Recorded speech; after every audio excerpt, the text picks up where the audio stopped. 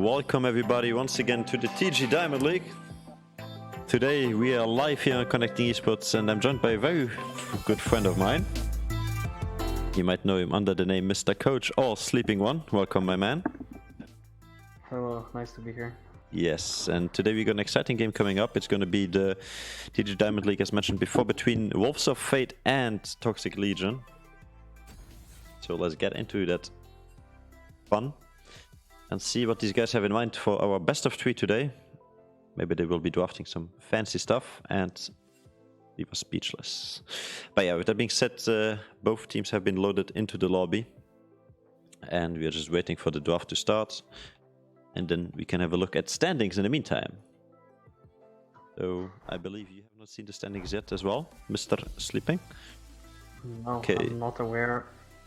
So let me walk you through standings for Group A. We got Circadius sitting on 10 points, Interstellar on 8, Evil Spirit on 8, TG Oathkeepers on 6, as well as Prosperity Esports on 6 points, and Lord of the Friends, Lord of the Flies, no, I don't know, LOF Tempest and LOF Foxes, both DQ'd, were sitting on 4 and 2 points. For Group B, which is the group of today's game, will be EQ Need a Name. We saw them yesterday having a strong performance on 8 points, followed by Cirque Sparkle on 6 points, Overstorm on 6 points, Washed Up Kids on 6 points, Divine on 2 points, Toxic Legion, which we will be seeing today, on 2 points, and Prodigies on 0 points. So let me... We don't have a coach. Wait, what? What are they asking? Interstellar is on 10 points, just 1 hour game, easy. Oh, good job, man. Yeah, of course, these are the points on Challenger mode. Welcome everybody to the chat as well. If you're interested in the exact points, because you also get points for winning a game if you lose the best of 3. Let's say you go 2-1, so you lose 2 games, but you get 1 win. That basically means that you get an extra point. These points will be displayed on Discord in the score channel. So if you're interested in the exact points, make sure to join us on discord.me/connectingesports, and you will be finding the link to join our community and check out the exact points, because Challenger mode does not support giving points to losing matchups.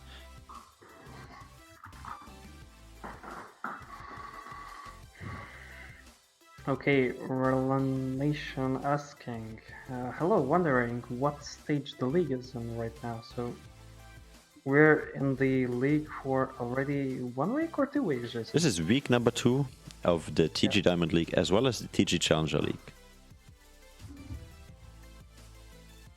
Yeah, and regarding the upcoming league after this, we're not sure, but just follow all the news on Discord server, follow our all other social medias platforms, and when something appears you will be sure to see that first. Exactly. So both teams are ready.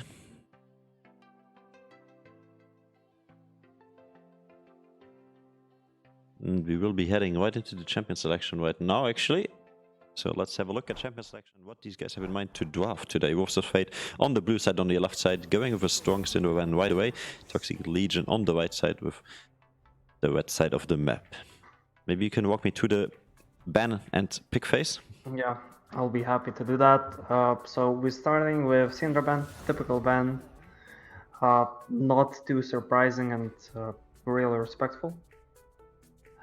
And the answer from the enemy team is going to be Cassio.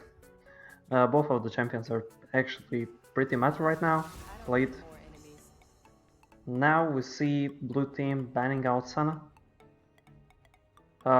Senna Damken is still possible, and overall Senna provides a lot of CC, healing, shielding. All of her abilities are made for team fighting and overall competitive, so no surprises here. Lee Sin taking out of aggressive jungler. Thresh, passive/aggressive, always in meta, especially right now. And the last ban of the first phase is going to be Caitlyn. Yep. So we're moving to the first pick. Also gonna use this first pick, running down with the last 9 remaining seconds to quickly point out that we got a new template down below. You can check it out. There's a lot of information you need to read, as well as top current viewer locations. So 3 people from Sweden. Hello, Mr. Swedish friends, as well as the Netherlands and Britain strong in there. And also make sure to remember that there's a betting system going on. We will be going into detail about this as soon as the draft has gone completed. Okay, so for the first pick, we see Walls of Fate prioritizing Saya. Pick definitely seeing a lot more playtime. Been picking it myself, and for the team too. And we see counters instantly going off.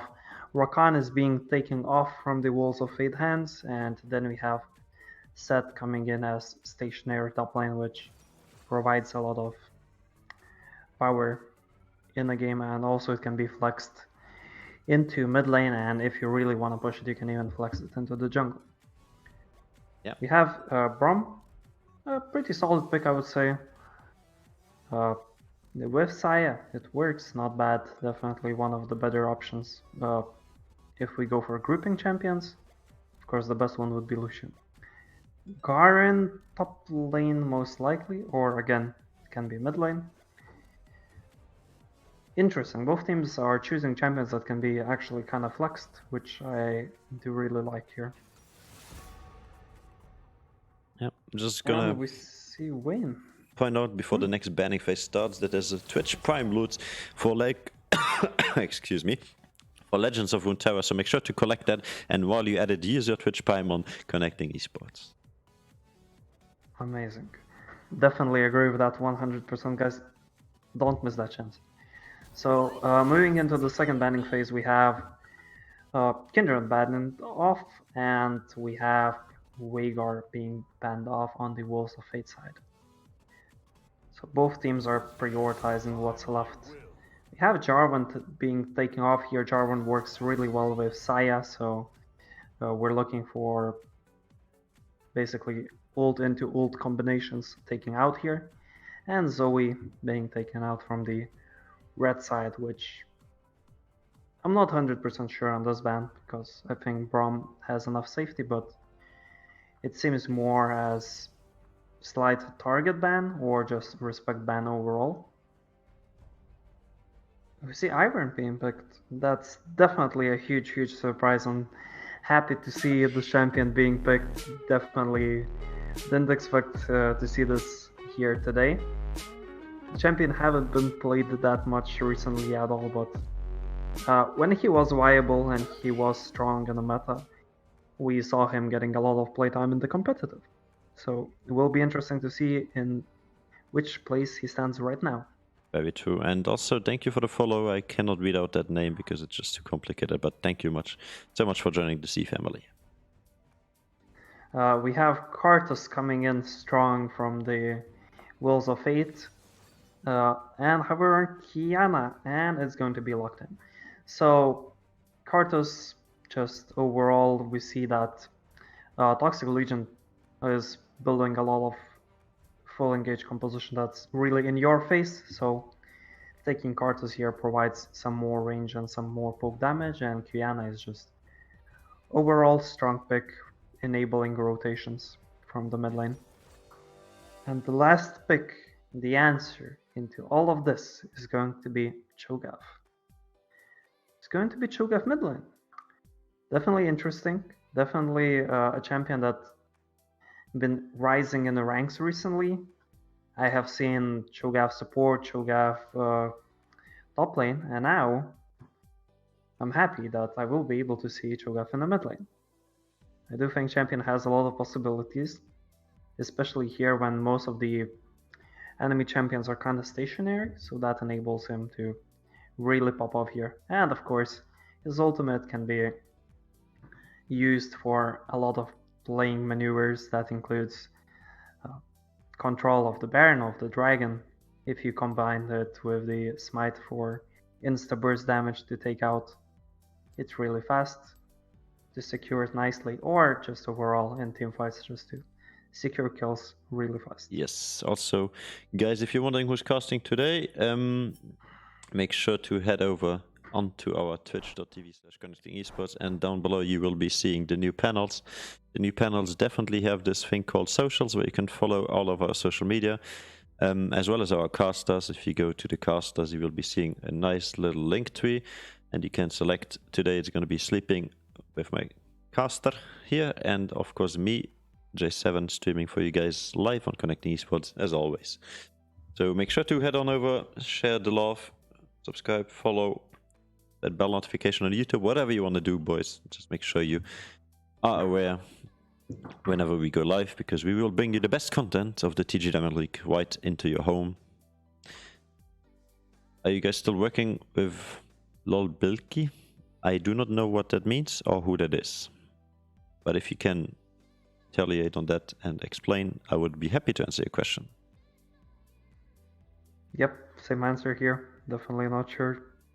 So who do you give an advantage to, as we will be opening betting right now? So make sure to listen to Sleeping's Mr. Coach prediction if you want to win some points, but also... Definitely don't listen to me, because I'm just here to troll people. That's the main reason why I'm here, but overall I do think that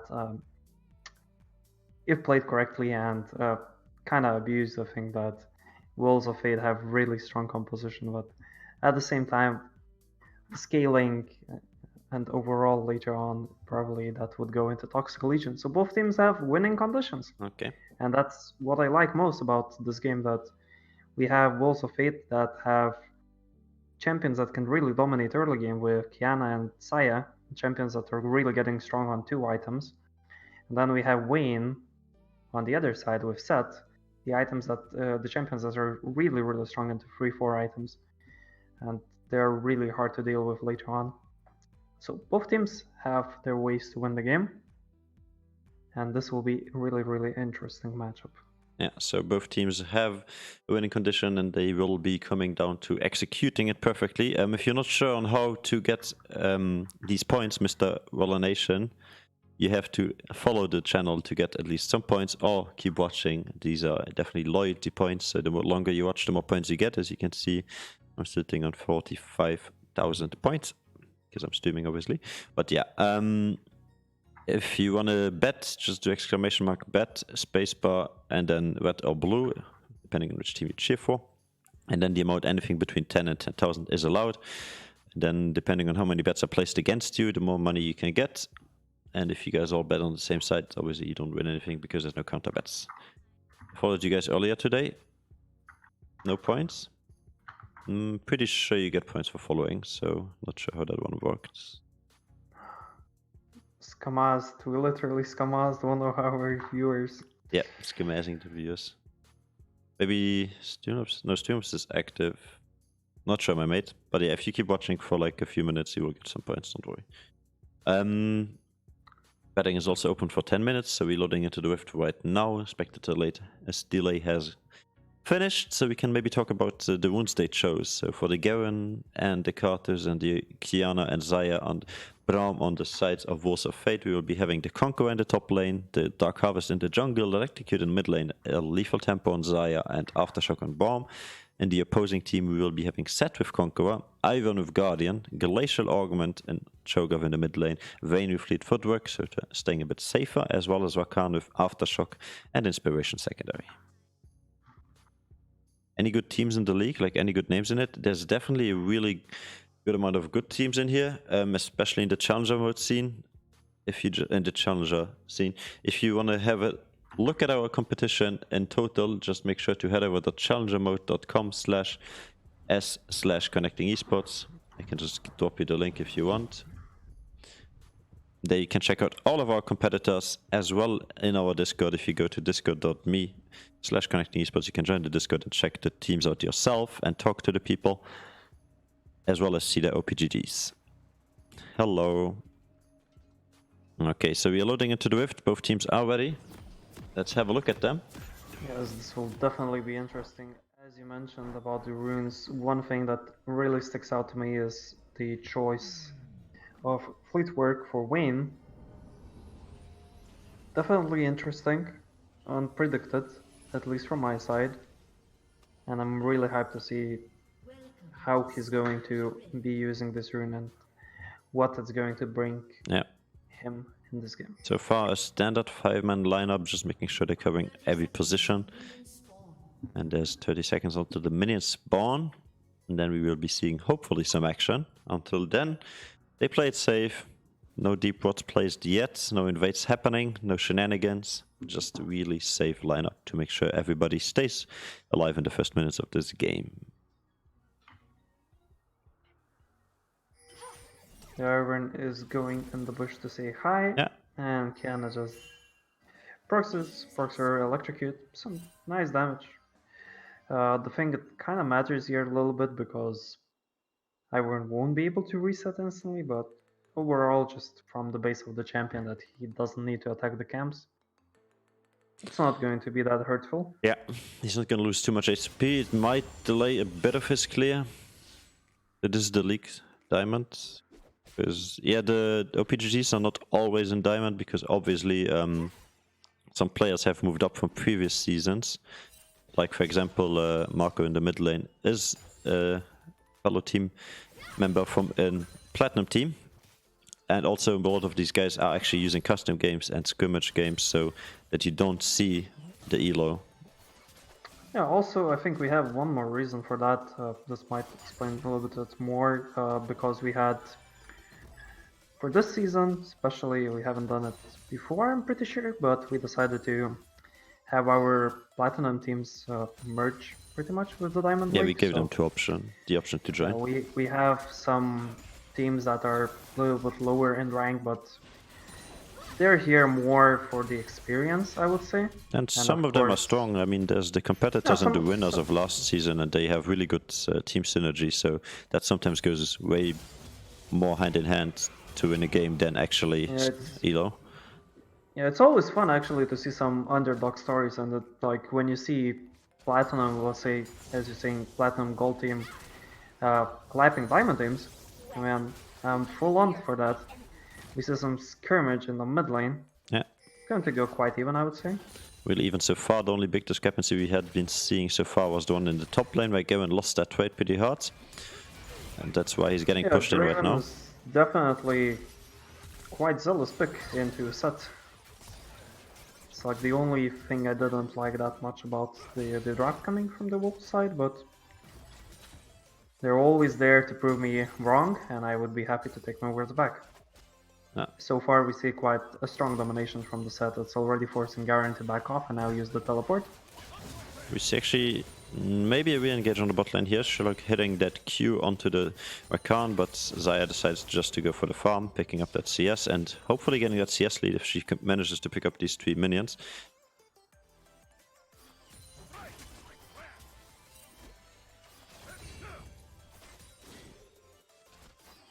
Yeah, this is quite interesting. We see the Wayne being the one that's really aggressive here, which is quite surprising, knowing the overall nature of the champion, especially going for fleet work here.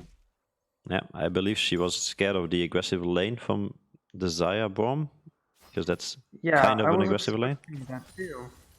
So far, the blue side, they are playing really passively. I would expect them to start being more aggressive right now that they hit level 3, but you can never know. They might bring a completely different playstyle. Yeah, definitely. So far, no kills going down. There's a small advantage in gold, however, 400 gold advantage for the sides of Wolves of Fate. And there's actually the first pinks coming down for gank in the mid lane. Both junglers collapsing here. The Greed Father on Ivan here is first. Now it's going to be full on 2-on-2, but Kiana's already out of mana. Kiana's out of mana, and I think that was quite a lost opportunity. Talking for the red side. Yeah, they had a chance there to collect a kill, but then again Marco also running out of mana with that last combination here. So The main reason why I think about that is because the Iron had double buff. On the other side we have Karthus with no buff, which does matter a lot early game. But we will never know what would have happened. At the moment we have 5 CS advantage. Actually going for the Garen. We have quite equal jungle. 5 difference in the mid lane and 5 in the ABC role. And we have fight in the top lane right now. Garen going extra aggressively on set, and he has to burn the flash for that. Yeah, and also to answer your question in the chat here, we do have set schedule, as I said, and then the ability to reschedule, so the teams can request a reschedule with the opposing team, and then just request it on Challenger mode as well. Then the games on Challenger mode will be automatically, as we see, set actually flash away because there's level down and there's a gank happening in the top lane. Green Fodder here, level 4 against level 6 Garen. I don't think you want this trade. You could probably kill him if he chooses to turn. So far he's just running away. He's running into minions and he will be escaping. That's pretty nice here, especially that he got a flash out of set. Yeah. Not risking anything, giving the information for his team. Definitely a safer option, and it's always nice to have that advantage overall. Very true. And there we see Rakan actually going aggressive here onto the Xayah, but misses the knock-up, so an Aftershock proccing, making him really squishy. And Xayah just happy to win that trade. Yeah, finally you see some Xayah aggression, but Yeah. at the same time... Heal already used because Zed is now showing up. There was a great TP into the Zed is Tribush. here. Getting the That kill. should be a kill. And the kill is going to go for Vayne. That's probably the best option here, and really nice, really good teleport. And as we said in the start of the game, that early force fight in the top lane definitely do cost them in the end, because we see that Garen doesn't have teleport and he's not able to. They help his might team. even get a Drake here. Ocean Drake is going to be the first Drake of this game. And so far it's uncontestedly taken by the red side. So not only do they get a kill, the 200 gold advantage, and also a Drake on top. So Zed losing a bit of minions and experience in the top side, but in the end working out for his team. We see some nice counter jungling going on from the Wolves of Fate jungler. He's currently working on the golems. Quite nice still there. The camp is quite important, I would say, overall. Yeah. I've always disliked the skin on Garen, because it like the ease looks like it's hitting, but then again it's not. And there's actually treatment happening here on the top side. We see Kiana ultimate hitting. She's tanking so fast, so she needs to flash away to stay alive. Now Garen's gonna die. Oh my god. Flash expanded and your teammate died. Overzealous. But however, we might be seeing a bit more in the bot lane. Both AD carries stunning one of the respective enemies. And so far it's pushing in for the sides of Toxic Legion, so they are just continuing to push this in and hopefully backing off, knowing that both junglers are in the top side. Yeah, I think overall it was quite way too aggressive, especially. I mean, we're talking about Zed here, the champion that gets insane full, like half HP shield, also over strongly Q there, just to completely clap out anyone that's making a threat. And of course, the main mistake, the Karthus taking a hit there, so he wasn't able to fully help there. We see a fight again in the top lane. We have Karthus coming in there from behind. We'll be able to see anything? No, it's... Yes, the fight continues. Set. Ooh, nice. Wow, set really nice mechanics. Probably is going yeah. to die He's gonna here, pay yes. with his life there, but that was a nice trade. Nearly got the double there in the end, ends up paying for it. But that's the best outcome for you if you get ganked and you manage to pick up a kill. That's perfect. As well as in the bot lane now, Xayah hurting a lot. So yes, Vayne had this early kill, but Xayah sitting on a BS sword definitely more strong. And there we see actually Ivan now trying to punish this overstaying Garen. Really nice Q, and Yeah, it might be enough. He should be just able to auto-attack him into the Oblivion. definitely. Yes. Ivan does not do a lot of damage, He will with but the over level. time he will also take down the Garen. We see a nice engage coming in from Rakan, repositioning ult from Xayah Ignite, and Vayne is that's gonna enough. die here, but Bomb is trying to get the redemption kill. He's gonna manage to do so. Rakan falling, and I think Vayne's just gonna back off because Kiana's coming in, spotted on the ward, but he's followed by her mid laner, so Shogav showing up, another 2v2. Are we gonna see some action? Nope, just here to take the way from Vayne. And actually Set now in the mid lane, pushing that one out as Ivan is covering the top side. So far, this game is working really well for the Toxic Legion if we're talking about overall composition. Yeah. Both of the kills in the bot lane going on to the Vayne. The gold advantage is not that big at the moment. We only have 300 gold, 200 gold difference, sorry. There we see actually the Ivan being level 8, so also his team able to pick up the red buff set, managed to pick up that red buff, so that's the advantage of having an Ivan, double buffs for your team. And there we actually see another trade in the top lane. These guys are just constantly going at each other. And really close in CS as well as in experience. And that even in gold actually. Both teams at 17.1k gold, even though the score counts says different. So more deaths coming out here, but in the end still an even matchup. And I think this is anybody's game at this point. Yeah, we see now the Wolves of Fate are trying to target out the Herald, and it seems we will be seeing just some respect coming out from the Toxic Legion side, and they will be giving it up away to them without any fight. On the other side of the map, of course, we have Vayne just slowly chipping away those platings. Yeah. Again, really nice solo gold for the ADC, which is already in a good position to carry the game. And Garen actually getting his full combo off, but it doesn't matter because Seth's full combo with the 2 damage does definitely more damage. And there we see Xayah now proccing the Lethal Tempo, trying to go aggressive, but one more hit was necessary to get that stun, which will not happen. And now they actually lose the pink ward and the Tribush, and that also means Ivan's moving up for a potential gank with the Infernal's Wake now on the table.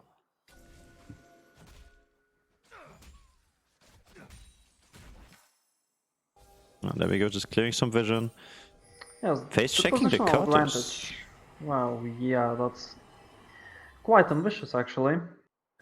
Of course, you have the abilities from the Rakan side, but still shouldn't be something you're doing normally here. Yeah. And this pink ward does actually not spot that blue ward on the left side, so not placed correctly. They still have vision, but yeah, it's too late. Obviously with a Cho'Gath in your team, there's no issue. Yeah, of course, as we said, that insta extra burst damage coming in there. Also, there was no plant on the other side, so no opportunity for Karthus to even contest the smite. We see Karthus moving into the bot lane. Lock in onto Vayne, and it's a nice clean kill. Yeah, a good shutdown here. I believe that was Born picking that one up. No, Vayne picking that. Oh my god. Oh, Xayah. Xayah picking that one up. Jesus. Yeah, when instantly it goes into the transition to use that non-contested Herald in the bot lane, and now it's... Actually, the Herald was placed in kind of a bad spot because it was placed and then immediately targeted by the tower. You normally want to place it out of tower range so it doesn't lose HP before it can charge, because the less HP it has, the less it charge damage will be. So a bit of misplay there, but in the end the Duexor securing that first kill tower in the bot lane. As you said, overall you want to make sure that you're kind of saving off the HP, but we have a fight on the top lane. I don't have time to explain, and the slam from above, and the kill goes to Garen. Really nice, simple executions that definitely not respecting Garen's damage there, simply, right? Yeah. Some spin to win action. Ivern coming in there to say hi, just to defend the tower. We still see Garen sticking around, trying to see what he can get out of that situation maximum. That's a flash away, actually, respecting a lot the damage from Qiyana. Rakan again, second time, yeah? Kinda over-aggressive, and this time he gets punished for it. Yeah. So he has to kind of watch his we see some pacing. Small mistakes. The result right now, guys, are 4 to 5 kills, but the most important thing after this tower falls, we have almost 3000 gold lead going for the blue side of Wolves of Fate. Yeah. That's extremely huge at this part of the Yeah, game. 15 minutes into the game, 3k gold lead, you just heard it. And that was actually the first time ADC versus Cho'Gath, but Cho'Gath doesn't matter. He's just gonna eat you as soon as you reach that executable health. And yeah, that was not a good That trade. was Health, yeah, heal up and flash up actually, but the silence for Cho'Gath, making sure that Xayah pays with her life.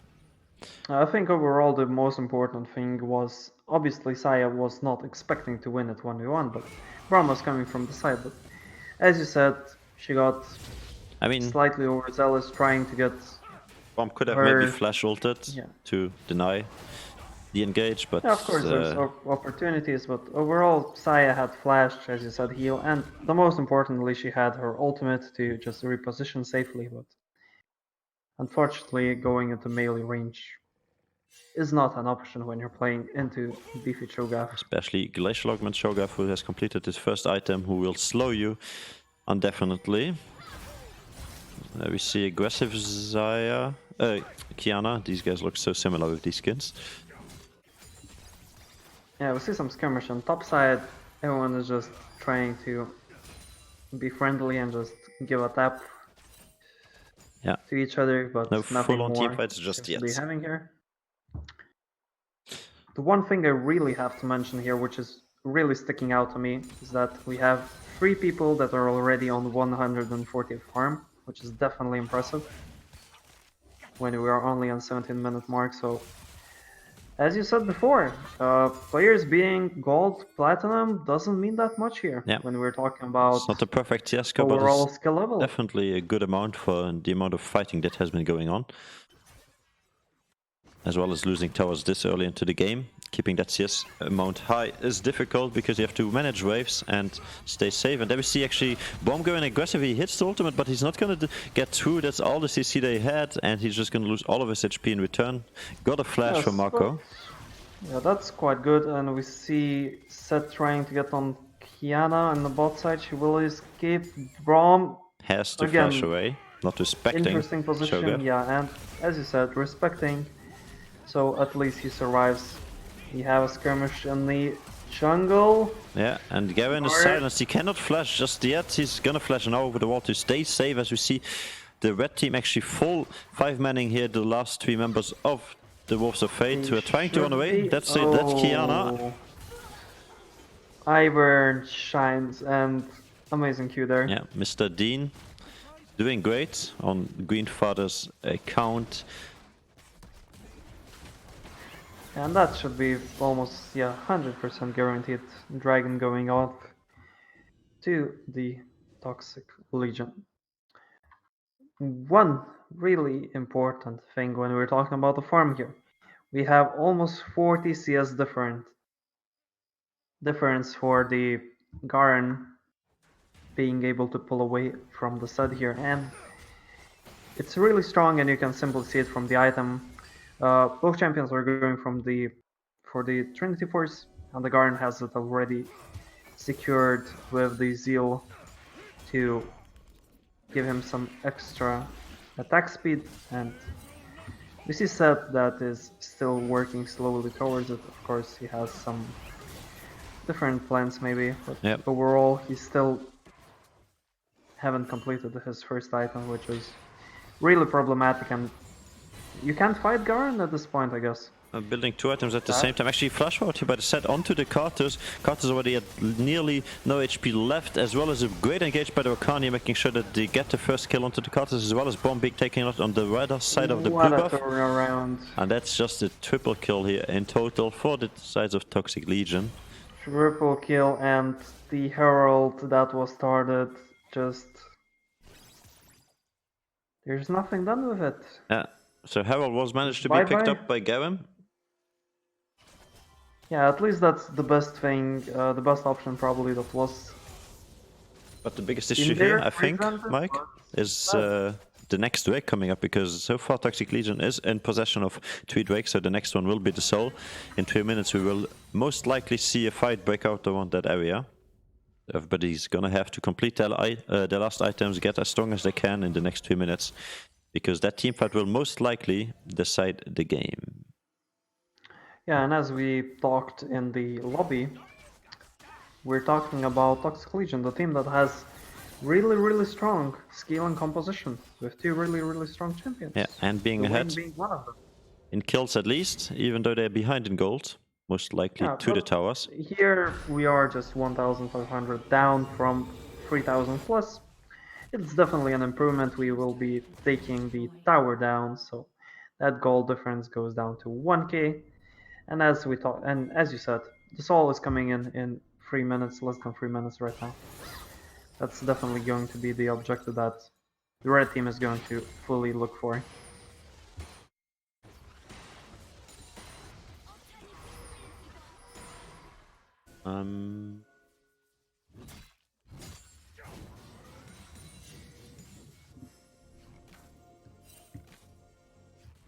What am I looking for? Oh yeah, I forgot. But yeah, we are definitely. I was looking at items here from Seth because he completed his Blade of Doom King actually, and he's 5 and 2 now, so he should be ahead of the Garen. But Garen actually with that 60 CS lead already is going to be still ahead. He has completed his Phantom Metzger and his Trinity Force, so going full offensive. Really ballsy move here by Garen. But if it works out, it might. So Saya might be get caught? No, she will be escaping by the slight margin. Quite a nice movement there for her. And we see the river control being for the side of Toxic Legion at the moment, which is the most important thing for them at the moment. I'm not sure what's the idea here for the Wolves of Fate. Why are they all moving to the top side more or less? Yeah. It's quite interesting approach.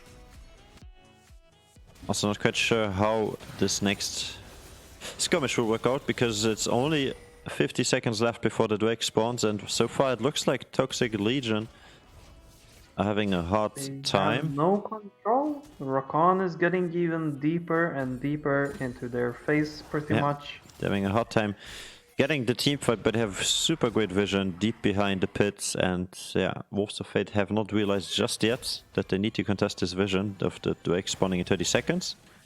It's quite a nice rotation, but at the same time, I think that's a slight missed opportunity. Their side decides just to get some push in to the mid lane. Also the crab being still up. That forces them back. That forces the Wolves of Fate to have a rotation back in the mid lane. They cleared one ward, but that's hardly enough. And there we go, flash away already by Marco here. Cho'Gath being extra safe, full HP, flashed away instantly. Yeah, Herald being put down by the top laner of the Wolves of Fate. That's probably not going to be. Ooh, great engagement by the Rakan. 2-man. That's the first kill already onto the bomb as well. Garen is onto Wayne. Wayne is guiding him out fully. On Kiana, that's a kill. And that's a quite clean fight, I would say. It's still 1 for 2 trade, obviously, coming in for the Toxic Legion side. And the most important thing, they have their carry alive. That's almost guaranteed dragon going in here. Yeah, Kart is trying to contest, but he has no way of getting into the pit at all. So I believe that's going to be the Dragon Soul going over to Toxic Legion here. Mountain Soul it is. Nice extra shield buff, and with so many HP targets on your side, the Sett, the Cho'Gath as well as the Rakan is going to start stacking some HP now. Yeah, that's definitely good to have. It's definitely good to have, as you're saying, and it's only 25 minutes, and we have the Soul. That's a really fast game. We might be seeing one of the fastest Elder Dragons of this tournament, as far as I know. Also, it's really interesting. They are 12 to 5 in kills, but they are still behind in gold. So yeah, the gold kind of equalized right now. There's a difference of 100 about, but yeah, it's actually pretty impressive. That shows that this game is definitely not one-dimensional, as some people think of looking at League of Legends, just looking at the kills. We see 60 farm difference in the top lane. We see some differences regarding the jungle and overall. I mean, if we look at the gold in totally, as we see actually an engage happening onto the Ivan already dead.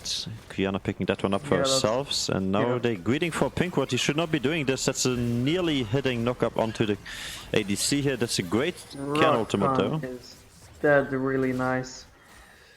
I didn't like the flash there coming in from Braum at the start, but Better safe than they sorry. managed to, yeah, they managed to get out the kill there, and Sedus mispositioned completely, and that's going to be extra kill going in for the sides of Wolves of So Fate. even though they have the Mountain Soul, they still have not won the game, and Wolves of Fate are nicely winning this team fight now, pushing for the tier 2 here in the middle lane. And we see Kiana going aggressive. The heal already used by the Vayne. That's the Carter's ultimate coming down. It's gonna make Carter should be going down. Yes, him he die. will.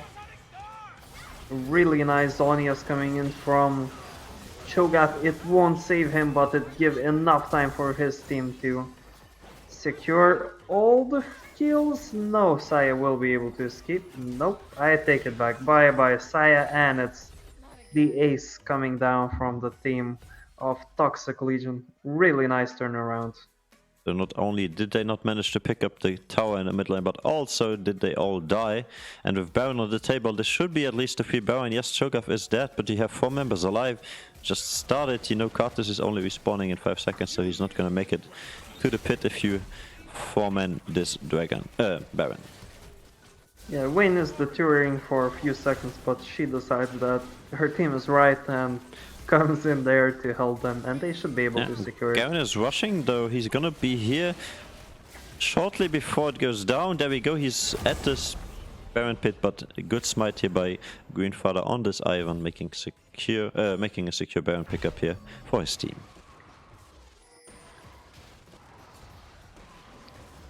Yeah, and the gold difference is finally shifted. Yeah. That's the most important part. We have 2k gold advantage for the red side. They've been waiting for this from the start of the game. Garen now opting into death stance, seeing his components, so he's still not going defensive, so the only defensive member on the team, Wolves of Fate, will be the bomb. Yeah, that's quite an interesting path, and it has some strong sides. As we saw, he is able to fight into the set. As well as the Cho'Gath, but it's really risky. Which is not something we usually see, but as you're saying, it's quite risky because then the team does not have the tank in the fights. And as we saw, if he's not able to execute the Vayne out, as he failed to do last fight in the mid lane, he's not serving that much of a purpose, and it's really hard because his team does lack some tank. Yeah, some Simply, front line. they lack tank. So far we have been seeing only one tower going down for the sides of Wolves of Fate. They only missed tier 1 in the bot side, so doing a great job at protecting at least the jungle entrances with wards and the lane entrances with the tier 1 towers. But I think tier 1 and the mid lane will now fall to the Baron buff, so a lot of free gold still standing here to be picked up, as we see already the gold shifting to a 3k advantage as a fight is breaking out. Karthus gets cut off, he's able to escape, but that doesn't go like that for Braum, and really nice pickup that should enable them to push even more, and maybe even for the inhibitor. Great flash forward here by from the Sets. side. Picking up Kiana together with Vayne. Bye bye, Kiana. They managed to clear We out the should be first seeing wave. the inhibitor falling down here from the Wolves of Fate. Rakan going on to the Karthus. Slightly missed Q from the Cho'Gath, doesn't matter, Set is there to help. There we see Garen Turning. really squishy in a 1v4. He's gonna die immediately if he's gonna get CC'd. So right now he's, there we go, eaten by the Cho'Gath. Num. That should conclude game Again. number 1, I believe. So that's going to be it, definitely. As we said, if you're going to let that Vayne go ahead, be herself, she's going to do her job. 8-1 and 7. Awesome performance coming down from the Manny in the bot lane from the ADC role. Overall, really amazing game, and we have ourselves 1-0. Yeah, for the side of Toxic Legion. Toxic Legion making this one 1-0. You can see here the gold and the KDA as well as the CS stats. And we'll be looking into the damage graphs as well. Let's go, Cho'Gath. Not I do Cho'Gath. expect Cho'Gath. 19k damage, highest Yes, damage here in we the go. game, followed by the Vayne with 14k, nearly 15k. So both of these guys carrying that team damage-wise, and then followed up by the Set, of course, also nearly there on the top. But actually, Xayah on the opposing team on Wolves of Fate did a great job together with Garen, managed to put out a lot of damage. Come on, Jason, we have to look. I just checked it. Go to the vision score. We have to take a look at that graph. That's amazing. Well, We see if the Mr. Coach says vision score, we will be looking at vision see score. the importance of having a good support. 71 points going for the Rakan, and the closest one being the Vayne. For the enemy team, just 32 points for their support Braum, which means we're literally looking at double more vision advantage. Yeah. Created by the support of the. And I want to Toxic touch Legion on something actually from the chat here, because we see Laserbeck saying, "Where's my MVP voting?" I vote for Cho'Gath. I have to disagree strongly with this actually, because Cho'Gath, if you look at his build, he went for obviously Twin Shadows, followed by Zhonya's, and first item was the Hextech GLP, together with Glacial Augment. So he has the safest way of playing Cho'Gath. This is the most common way to play Cho'Gath when you're not really sure that you will win a skill matchup. This is just really safe. You press one of your items and you have a secured knock-up and into silence, into an ultimate. So there's not that much props to give. The mad props and MVP I would give to is to Manny actually making an 8-1 performance as Vayne in a really tough matchup and managing to come out ahead of the lane and keep consistent lead in the total game. Yeah, fleet footwork. Definitely going to try that in solo queue. You never know. Yeah. Many props. Really nice way to pull off this kind of an interesting rune composition that you decided to go for, and I'm actually really hyped for the. Yeah, I would have gone for an ADC. Manny even says wrong wounds. It doesn't matter. I mean, he kept you safe in lane. You still had a great performance, and we'll be heading into a short break of exactly 3 minutes. As soon as that one is over, we'll be right back with you guys, so don't go anywhere. Just stay with us, and we'll be right back after 3 minutes.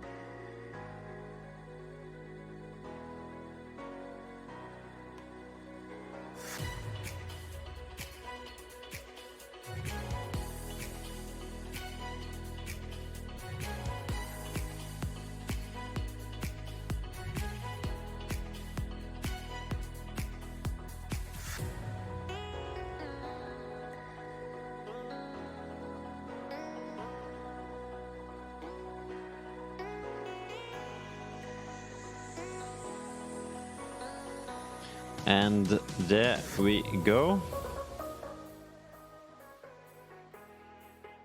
Welcome back, everybody. On Connecting Esports, we are live here to show you the game between Toxic Legion and Walls of Fate. They are going to be switching sides now. And I believe they're looking to be ready. So let's turn down the music a bit here and have a look at the virtual draft that this time they have given us. As well as the betting has been completed, so make sure to check if you got any monies. Of course, there was no opposing bet to the red side winning, so I don't think you would be getting any money. But yeah, with that being said, yeah,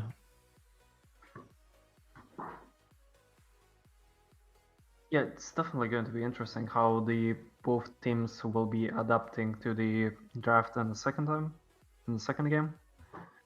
That's the most important. Usually in these best of threes, second game is the one. It's either a chance for a team, of course, to get back into the game, or it can be a breaking point, even starting the draft. So that's really important to get a strong structure there. And here, of course, we will be able to see if the Walls of Fate will be able to bring us something exciting and just create themselves a really nice win condition. Let's have a look at game number 2 here. The virtual draft has been created. We are waiting for one of the teams to ready up. Actually, the first team has readied up the second as well. And Toxic Legion now, what will be their first ban now on the blue side? Yeah, so we have Toxic Legion, as you said, on the blue, and they're going for the regular one. It's going to be Cassiopeia, banned out instantaneously. Again, as I said the first time, just overall quite a strong champion. Yeah. We're seeing a respect ban coming out from the side of Wolves, and it's going to be Ivern. Followed up by a really fast Listen ban, Trash ban from the red side. We're going back to the basic ones. The third ban from the blue side. I would expect something more probably aimed into the ADC or top row. That's the most common approach probably here. Unless they decide, yeah, it's going to be ADC ban, so we have Caitlyn taken off from the equation. Yeah. And actually, Greenfather, a little bit of a backstory, I believe that is Dean. And last time we saw him in the tournament, he used to be the mid laner as well as the support. Now switched to the jungle, so nearly picked up this role, and he has been performing outstanding so far. Had a good performance in the last game. That's why we see that Ivern ban. Syndra ban on last, and Toxic Legion prioritizing Saya. Definitely interesting. We have Sana that was banned in the first game. She's not now, and we have Senna and Set instantly picked by Wolves. That means Rakan will be going to the side of Toxic Legion, which is definitely not a bad trade-off if you want to get that aggressive bot lane in there. Now the question, what is going to be the answer for the set?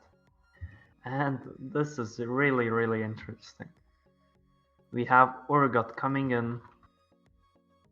What do you think about that? I mean, Urgot is really a situational pick, and also requires a lot of practice on the champion because his Qs are not easy to hit at all. And well, it's a good lane matchup most of the time if you know how to play him and survive the early levels where he's a bit weak. But into a set, I really am curious to see this matchup. I've not seen that yet, and I'm not gonna lie, from my knowledge, as far as I'm aware of how the things go, Set is performing quite well into that's Urgot, what I would think as well. I'm definitely not sure what's the idea of this champion. Maybe it's here a mid lane Urgot, counter the assassin. Wow, that would be definitely interesting. But overall, we will see. It can still be, as you said, a flex pick. Same can be said for Swain and Set. Yeah, we have seen Swain support as well as Set support. Yeah, both of these guys really flexible here, as we see multiple bans coming out here. The Vega and Zoe on the sides of Walls of Fate, and the Toxic Legion going for that Jarvan ban. And now with the last ban of the second rotation and of this game number 2. What will it be? Also, why is socials not in the middle of the screen? That is annoying me. Oh yeah, it's slightly to the left. Who did this and why? I don't know, Jason. We'll have to figure it out later. I'm figuring it out right now. There we go. It's At the saved. moment, yeah, you have a lot of time because apparently. Oh, okay. The last ban is going to be locked in, and it's going to be Kindred from the Toxic Legion. Now let's see what the second phase first pick is going to be. There we go. Fixed. Most likely, I would expect a strong jungler here, because I do think having a counter pick in the mid lane is slightly more prioritized. Yes, that's what happens, and we have Olaf coming in strong. That champion, of course, a fully aggressive version. That means that we will be most likely looking at some kind of pure damage mid laner, most likely. Or they can surprise me and put Sett in the mid lane and bring out something hilariously interesting, like Shen. I mean, we have seen a lot of different picks here. Actually, the Kog'Maw Ava is really surprising to me. We saw it yesterday. Wow, we see Malzahar being picked here. Not gonna lie, I don't like this pick at all here, but you never know. Yeah, maybe it works It out can for them. work.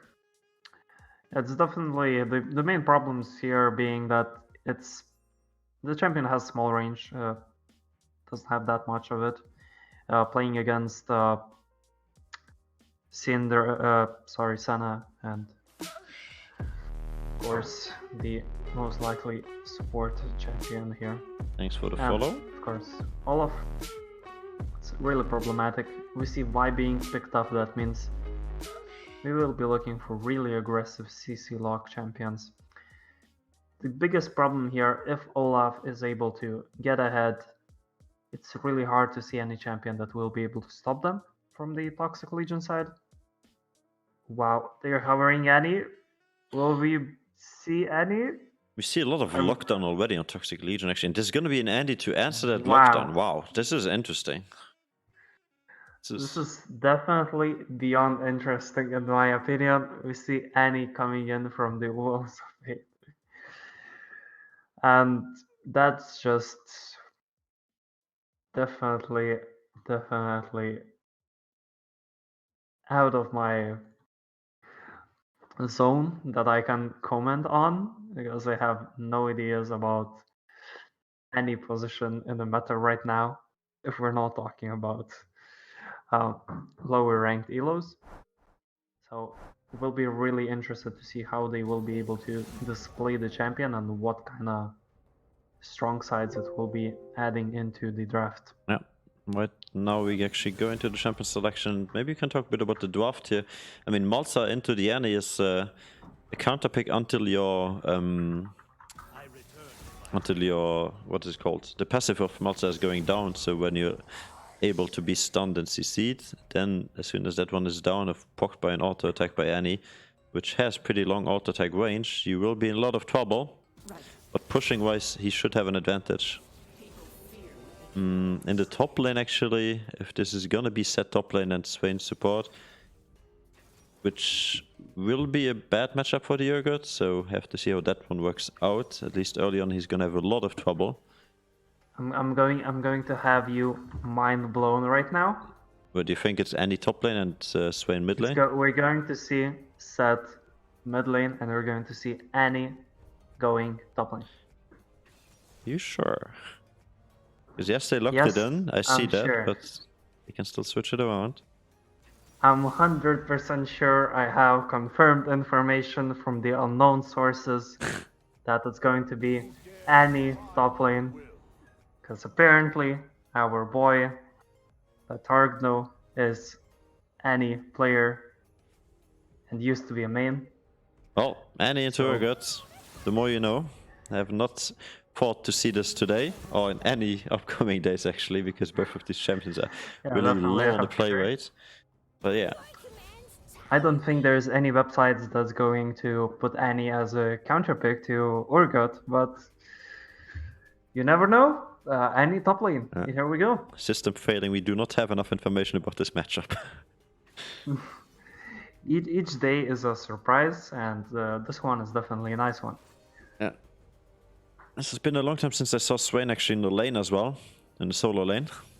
So that's probably the most likely to go support here, unless they decide to switch Swain it around. support was kind of popular recently, and I think overall with Senna, they have a quite good combo, I would say, and they work over well together. So that's quite nice, and of course, really interesting to see how they will be able to execute this. I would say the Toxic Legion, of course, priority here is to get someone fed from their side. Yeah. And it would be best if it goes all across the map, because in the team fights, I would definitely give an advantage to. Yeah, Martha head into Olaf is draft alive. also one I was thinking about. It's a bit funny, as well as the Rukar. I mean, as soon as Olaf was picked up, there's not really a counter to Olaf, to be honest. Unless like a Trundle, and even that is like... Yeah, the most problematic thing was that the Toxic Legion decided then to go for the Malzahar and Vi, two champions that are full CC lock champions. And that's what they are known for. So that's not the biggest problem, of course, here. The only problem that puts it here is that they have to perform well, and they won't have real answer into Fed Olaf. So we will be able to see how they deal with the situation. I'm gonna bet 1,000 points on the blue side here. Toxic Legion, hoping and thinking they will bring this home. Actually, the spectator delay is not working. Why is it not? Oh, there we go. Now it's working. Had a bit of a delay. I'm going to be a really nice guy and bet against you. Let's go. I'm gonna win some monies. 300. Wow, you're not even confident. Really nice here. But yeah. You can never be confident. Both teams have their winning conditions, of course. As I said, I do prioritize Wolves of Fate draft here slightly, but with their last pick, I'm not so sure I can get behind it. So that maybe it's Giga Smurf thing. You never know. In the end, I would still give the draft probably to Toxic Legion just because they don't have any. Jokes aside, as you said, we never know. This might be really interesting, and of course, one of the things that Annie will definitely bring there in the top lane, she can freeze, one of the options, if she gets fed. I don't think she will have kill pressure by herself, but that should really enable Olaf and Annie synergy in the top lane, get the kill, look for push on the tower, invade in the jungle, or to get Herald control later on from the 8 minutes in the game. We'll see what they can do with that. It's a really interesting game. Yeah, so far we have not seen any of these guys have a big mess up in the game. So really just standard game, both of these teams. Actually, what happened on Discord? Yeah, because I need to take care of something on Discord. The channel is just duplicated. Unlucky. But yeah, both teams have been looking strong in the last game, and hopefully they can perform again. Of course, that last team fight there at the inhibitor in the mid lane gave the win to Toxic Legion, but before that it seemed really like a one-sided game when it came to objectives, at least to neutral objectives. When it came to towers, it was also Fate actually being ahead as well as in gold until like the last 10 minutes at least. So yeah, definitely have to see how this one's going to play out. Yeah, we don't have that much of a time left till we get into the game. Really hyped for it. The question is, will it be 2-0 or will we see a comeback from Wolves of Fate and they will bring us to the third game? What do you think, Jace? What's your prediction? I already saw your bet, but haven't you changed your mind? No, I believe in the Ultra CC lockdown of Toxic Legion. As long as they don't pass it on Olaf, they will win the game. So that's basically, or press it on Olaf as soon as his ultimate is down. But yeah, let's talk a bit about the runes because I think you will like this here. So let's start with the last troll one. Urgot on the top side here with a Conqueror, Aftershock, Vi. In the jungle, Malzahar. On Toxic Legion side with the Aerie. And Xayah with Lethal Tempo, followed up by Rakan with another Aerie. So nothing too out of the ordinary there. But the surprising part is going to come right now. Hextech, Annie with Predator. So he's going to be roaming Annie, not just shitting on her lane, but also trying to impact the whole game. Conqueror Olaf, that's standard set. Conqueror in the mid lane, as well as Senna with Glacial Augment in the bot lane, and Swain with the Electrocute. So when you think about it, that's probably one of the kind of, in a weird way, it's smart. It makes sense that Annie wants to have Predator here because, as we said, she won't have kill pressure by herself in the top lane show.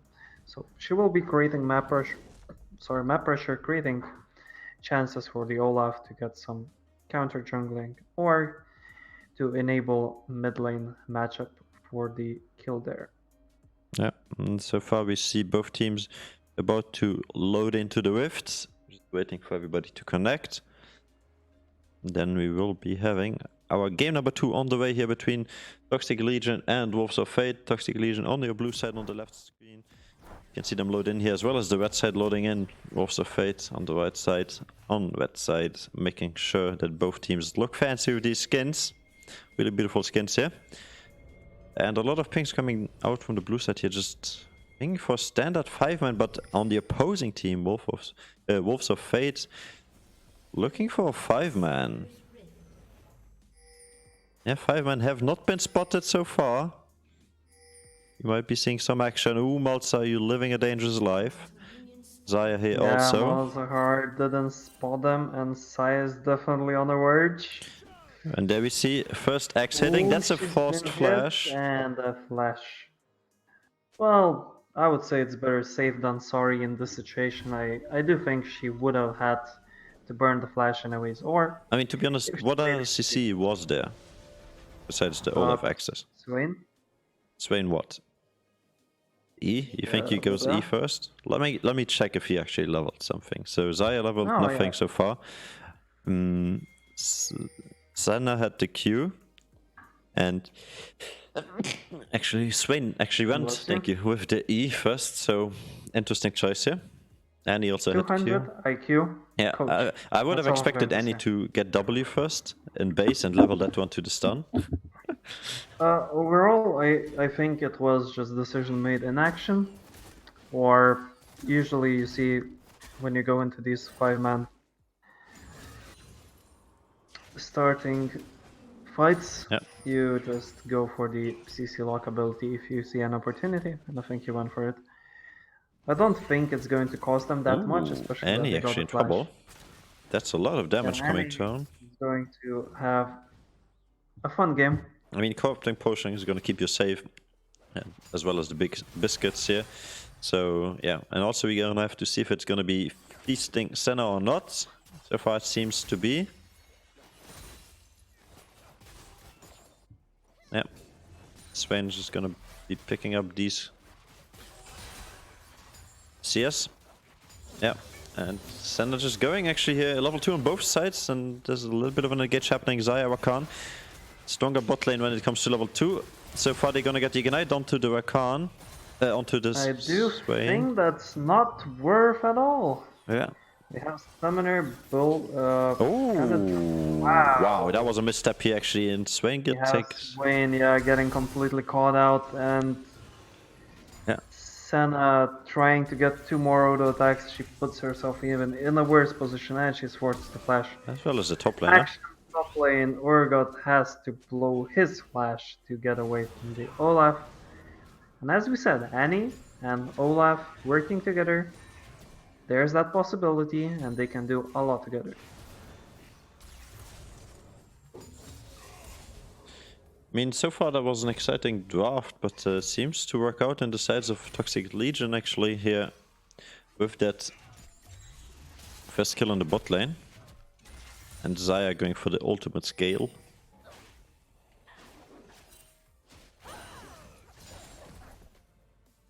Olaf going in there to white to say hello. One X thrown into her face, but nothing more. She will clear the ward and will continue her usual clear. At the same time, Olaf will be taking the control of the river with the crab. And I think Y will be slightly late to contest it. She's not even going to, she's going to. Yeah, Vi actually opted for the full clear, as we see in the bot lane. Another fight happening here. So the wood coming to a beautiful Rakan engage just to return some damage, but in the end it was a losing trade. Yeah, as we saw, a really nice combo there from the Senna with Swain, and it does work really well together. The only problematic thing is that they did lose both summoners and they did give the slight advantage to the Saya. We have fight near the mid lane. Set is going on it. We have a fight in the bot lane. Overextend. Both fights so far are going to the side of Wolves, and Annie continues chasing on the Urgot. Urgot is completely caught off and it should be a kill. Yes, it will. Basic attack to finish it off, and we have 3-1 in a favor of Wolves of Faith at the moment.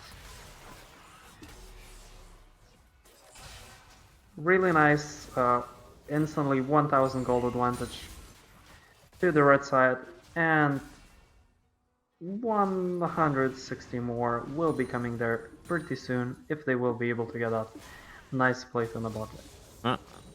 So far, looks like Wolves of Fate is ahead in kills and in gold.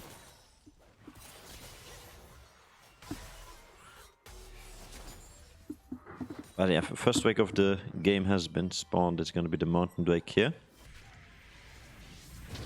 And there we see a good engage in the mid lane, actually. Vi trying to get the knock-up, but Set ulting her immediately and now chasing her down. He's not in range, he does not have flash, so that means he's just gonna auto-attack and hopefully survive. Nope. Ooh. Repeat gang in the top lane though. Remember, Fabio does not have a flash. He goes aggressive onto the Yanni, trying to get that kill here. And he's down. One hit is not enough. It was definitely close. So far, Annie is working out in the top lane. Annie's working out, definitely. And she's completely clapping Urgot in the CS department also. Yeah, we see Cheeky Drake here trying to be picked up here by the sides of Toxic Legion. So, like last game, they're down in CS, down in gold, but they're gonna get the Drakes, the neutral objectives. Yeah, here it should be quite an obvious call from the Wolves side just to give it up, because the jungler is at the top side. They got some plating there, and they have no way to contest it or even check it. Actually, no plating picked up at all from Toxic Legion. Actually, Rakan inting there straight up. Nice kill. Of course, as you said, we have Rakan completely mispositioning himself, but we see a really nice combo coming in there from Senna and Swain. Timeout. Maybe if you have chat enabled, you can tell me what's going on. Yes, we have mid lagging for the side of Toxic Legion at the moment, so it seems the game was paused for that. Okay, so 50 seconds on the upcoming Herald here. We will be switching over to a different scene just so that there's no ward spotting and stuff going on.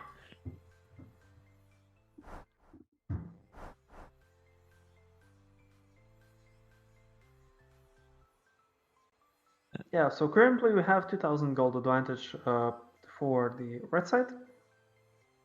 And the question is, can they keep up the pressure and can they keep the build-up? Because that's really important when you have champions that are not as strong late game. When we look at the champions like Annie and Olaf, they kind of fall off. But at the same time, their mid game is really, really strong, and that's what they should be looking for. It seems that the mid laner stopped lagging, and we should be getting into the game pretty soon. Yep. So 2k gold lead already here from the size of Wolves of Fate. Yeah, if I'm talking about my bet, I would hope Toxic Legion is coming back soon as we get back into the game. Yeah, the game has been unpaused, and we're back into it. Yeah, Looney betting has been closed, and I don't think that's a bet that we support, but it's definitely a good meme. Yeah, so Swain sitting on 2 and 1. I mean, this is perfect. Senna just wants to scale. She doesn't really need the kills or the gold, and so far Swain is in a beautiful position to do a lot of damage later on, as well as be tanky frontline and enable these engages. And we see the repeat gang on the top lane. Fabio still not with his flash up. Ooh, that should be a kill. Yeah, Nice, kill number really 3 well played. onto the Urgot. Easily picked up, and the Annie keeps shining. They don't know the information about why, so I do think they will be quite careful there. Ooh, that's a lot of damage by the Swain, as I pointed out earlier. This guy is really, really fat right now. If you have a look at gold, actually, in the bot lane we have a total of 4.7k for the sides of Wolves of Fate, and only 4.3k on the sides of Toxic Legion, so tiny bit of an advantage here. As we turn back into the mid lane here, actually, both these guys really close in gold. Coming in there to say hello, and he will just get some free damage in there. We have Full fight on in the engage, bot lane. Vice here, but Manny's really low. Manny's gonna go down first to the Swain. Now Senna is falling as Swain procs his ultimate. Yeah, Swain should be able to just go down gracefully. I mean, he has his flash do still not up. He think does he will not be need able to to. flash just yet, but Vi has his ultimate, so she's gonna ult Yeah, Vi right has now. That's the ultimate, so last we're- flash, forcing the Yeah. flash from as well Wow, the support that's- and ignite to take that one up. Quite unlucky in the end, but oh, we see Urgot going on to the Annie. Annie is by herself, and she Press the ultimate button. Hello. will be Wow. surviving. Okay, so the ultimate ran out the second before. Wow, the second, as you're saying, like it's so unlucky, and the Olaf comes in there, unfortunately late. I was so unlucky. Urgot escapes Ooh. too. We have action in the mid lane. Malzahar ultimate into the YQ. Set pulling her back into the tower. He's not gonna get a redemption kill, but Senna is gonna be here to pick Senna up is that there kill. to say hello, to get the kill. Urgot back. That means the Herald is being placed in the top lane for the Wolves of Fate, and they get the free tower, and the Herald will be getting the second shot. Yeah, second into charge the here onto the second tower. We can see him at 200 HP hitting the tower really- once more before going Really down. good. Even better, they will be able to take out the blue buff from the blue side, and it will be going down to the Annie to enable So- her even more. 3k gold lead in the favor of Wolves of Fate, as well as a 3 kill lead. Everything seems to be going alright. The only thing they've been missing out on is that dragon. Ooh, and there we see actually a nice sneaky play here by Rakan and Xayah, trying to get a kill here in the lane, knowing that Senna is not strong yet with the tier and boots. Not a bad approach, I would say, by Senna, throwing out her ability. That means like Rakan had to walk back a little bit more away from the bush. Of course, he wasn't spotted, but he wasn't in a position to fully all in, so it doesn't work out for them in the end. Lovers couple not lucky right now, as we see maybe a dive happening in the mid lane. There's 3 people in the mid lane, and he's calling for it and forcing the flash from Marco. Marco has to respect the 3-man presence in the mid lane. And now Xayah actually and Rakan moving down, both of them. They're gonna be Yes, able we to see the engage. teleport from the Urgot coming in there too. A lot of the mid lane. damage. First kill going Olaf will down. be able to take down the kill. Malzahar is completely cut off. Malzahar going down. Urgot missing Urgot the out of ultimate. position. Urgot running for the hill. Seth is able to finish off the kill, and I think Y is going to go down too with the Saya, and it's Not an ace because Rakan. Just- Oh, it is. yeah. Rakan respawn, but still an the ace ace. comes too. Rakan respawns instantly the second after the ace happens, so Yeah. Wolves of That's Fate in a just beautiful position right overall now. impressive. Yeah, the question is what approach they take here. I would assume they just get few plating and then try to go for the dragon. Or the other option is they get more plating here. I mean, their jungler is coming from base, so they do have at least jungle advantage so far. They should be first to the rotation as well. It's greedy to pick up a Drake, because if there's another fight breaking out, there could be a discrepancy in items. Even though they just won, they have not spent the gold from that team fight. Yeah, that's right. Also, of course, we have to look in the ultimate department, Yeah, which is extra important here because, as we see, there's only one ultimate left for the the Swain red side, ultimate, which is a good the zoning Swain ultimate, one. and Olaf coming Yeah. back up with his ultimate in the second Yeah, as but well it's as Annie. definitely not as but it's definitely not going to be as good as the Rakan ult. Rakan has to W over the wall. A little bit cut off, but Urgot is there to help him, and he's just going over. I actually think that fight could have turned out easy. differently, because Fabio missed his ultimate on Urgot. If he hit that onto the Olaf, which was really, really low, he would have gotten the fear off onto 2 members, and maybe Vi would have survived with him together. But yeah, it was really close on the left side. On the right side, it was pretty straightforward, Olaf running them down, killing everyone.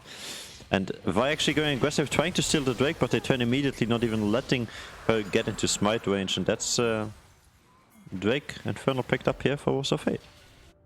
Yep, that's just bye-bye to the Y that decided to go for it. And of course, a really nice setup coming in from the red side, taking the dragon away from the pit. Ooh, beautiful engage here onto Manny. Manny's already down to 1/3 HP as Rakan tries to go aggressive to at least save his AD carry. Is forced to flash away in the end there, as well as the heal coming through from Manny. Manny now finally ulting to stay alive. Annie, But the Predator is parked. Annie is here. Let's have a look at Annie. She's looking behind the tower. Yeah, they're completely stuck. Annie? Ooh, Ignite going down. Manny falls, but Yeah, they're trying to get that's Sherlock, but Sherlock will survive. not going to be enough.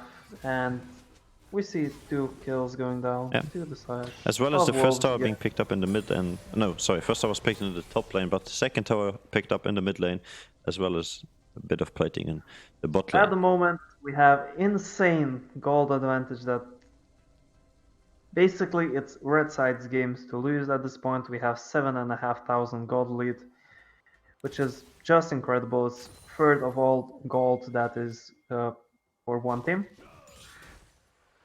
It's quite impressive, I have to say, right, Jason? I mean, this is impressive. I have not expected this game to be this one-sided when I saw the Annie and this much CC lock on the sides of Toxic Legion, but so far Urgot has not completed a single item, and Annie sitting on 5 and 0 with the Ludens and the boots upgraded, going strong into a second item, so it's going to be a tough one if you want to come back, but it's definitely possible. Yeah, we see. For me, it's quite hard to see the way for the blue side to come back. I mean, the FCC log, all they need to do is just target pick one. Like, it's not as easy to execute that CC here because you have to get into the enemy's face to be able to use that CC. Oh my god. They nearly stole away the blue buff here. But there you see the damage from Malza actually onto the Swain, so Malza always will be putting out a lot of damage. Yeah, they're just creating a really nice rotation. They saw 3 people on the blue buff, that means they can put Herald mid. That's a free tower. Again, spawning No Herald in tower range. When these guys are gonna learn. But yeah, second charge going off onto the mid lane tower. Boom, and we have Wanny. This looks like a deja vu from last game, but it's reversed actually. Warsaw Fate pushing for the final push here, getting everybody low. Being able to get on the ultimate. Olaf is able to finish him off at that point. Swain in the ultimate, Saya going on him. It's not much he will be able to do there. Yeah. They should at least get the... Wow, they're not even gonna get the inhibitor? Hello? Wow, they're playing extremely safe. Y has respawn timer just... I mean, yes, there's low respawn time as 15 minutes in, but that would have been the best time for them. On the other side, getting an inhibitor this early probably will not result in a Baron anyways, because it's not on the table and you're way too weak. And I would assume that it would have been a right call to go for the inhibitor, you but give at them the same one time, more minion, so 90 gold extra too, and it's always pushing waves, so... At the same time, it's definitely fine. You can respect the idea that they're Swain playing with fire. But yeah, definitely going to give them the benefit of the doubt that it's probably the lack of the experience as we talked through it. But better safe than sorry if you're not 100% certain of how to execute a play. I mean, again, this is now grown to 10k gold lead. All Toxic Legion needs to do is get 1 or 2 shutdowns. There's 600 shutdown onto the Annie, 300 onto the Senna, 150 onto the Set, and they have so much standing gold and top, mid, and bot lane. All tier 1s still standing nearly full HP besides the bot one, so there's definitely a chance for them to come back if they play the long game here. They have broken open the base. The question is how they get to that long game when we have Senna, we have Fed Olaf, and we have Swain on the enemy side, which has enormous range. And of course we have our really nicely running into your face Annie, which just likes to flash onto you. Of course, right now she doesn't have flash, but that will be coming out pretty soon. Secondary Baron inspiration. will be in 2 minutes too. So reduced summoner spell cooldown. And he might be getting caught up here. This is a 1v2. Rakan is here, but the plant is there, so she's just gonna use the plant and stay safe. Gonna get charmed, but I think this is a flash. No, actually it's in Vi ultimate range. Vi is in the range, and that should be killed. So much damage coming too here. No, she's still alive. She's gonna get away. That's the movement speed coming too here with the shield. She's not likely to get away. She dies in the end, but they traded for an Ocean Dragon, so 600 gold shutdown went over to who exactly? To Marco? Malzahar. Marco on Malzahar, picking that up, nicely done. We see some magic resist coming out from 3 members actually, so they're really afraid of this Annie.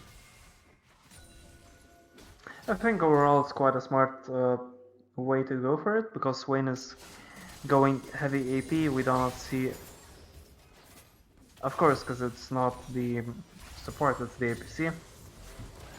So there's a lot of AP damage. Yeah, and Set and Olaf will always have a chance to get onto you and auto you, so 2 damage from these guys definitely coming out with their E and W abilities, no matter what. So magic resist more valuable at this point of the game. I have to say it's quite interesting that the blue side, they're aware of the presence from the wolves here, but they're not looking for the fight, which I think is slightly missed opportunity, because Annie is walking in there, and yes, Predator. Right now we're back into 5 versus 5. I'm talking overall about situation when she was still in the base. They were aware of them being on the bot lane, but I guess not going for that ultra aggression. So that was Senna just trying to proc the shield of Malzahar. Did not manage to do so. And that's actually beautiful engaged by the Vi. There's a teamfight breaking out here. We see a lot of damage already coming to. First guy to fall is going to be the Set actually. And the Rakan followed up by this one. Big shutdown coming to from Malzahar once again with the second kill going onto the Annie. And this is actually the turnaround. Toxic Legion managed to pick up 4 kills here with the only survivor being the Senna. So overall, 2 for 4. Beautiful trade, and that was what Toxic Legion needed. This is the beginning of the comeback. If they play it safe now. Really interesting. I mean, I have to say it was a huge mistake. Huge overconfidence. Yeah, Set went way too aggressive there. Senna ultimate like that just to try, as you said, proc the Malzahar barrier. Also, diving on like into the tower of the enemy team when you're playing a composition that does not have any real tank besides Set, which is also going for... At the moment he's not tanky at all. He has Trinity and Tiamat. So really weird idea, but it does cost them a lot. It does cost them the goal difference. It goes down to 5k, but needs to be careful here. As well as Rakan, they're both in dangerous territories, really stepping up here, trying to secure vision on Baron, knowing they have to go for some resets here. But this is a risky play. If you get caught out, that will definitely be Baron in the favors of Wolves of Fate.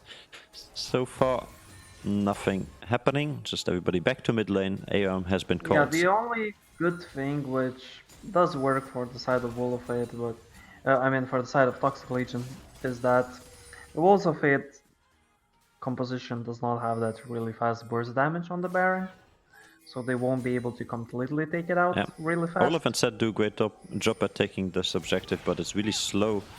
Any kill on the Rakan. Okay. Of course, Swain takes the kill, but In the end, one man's work.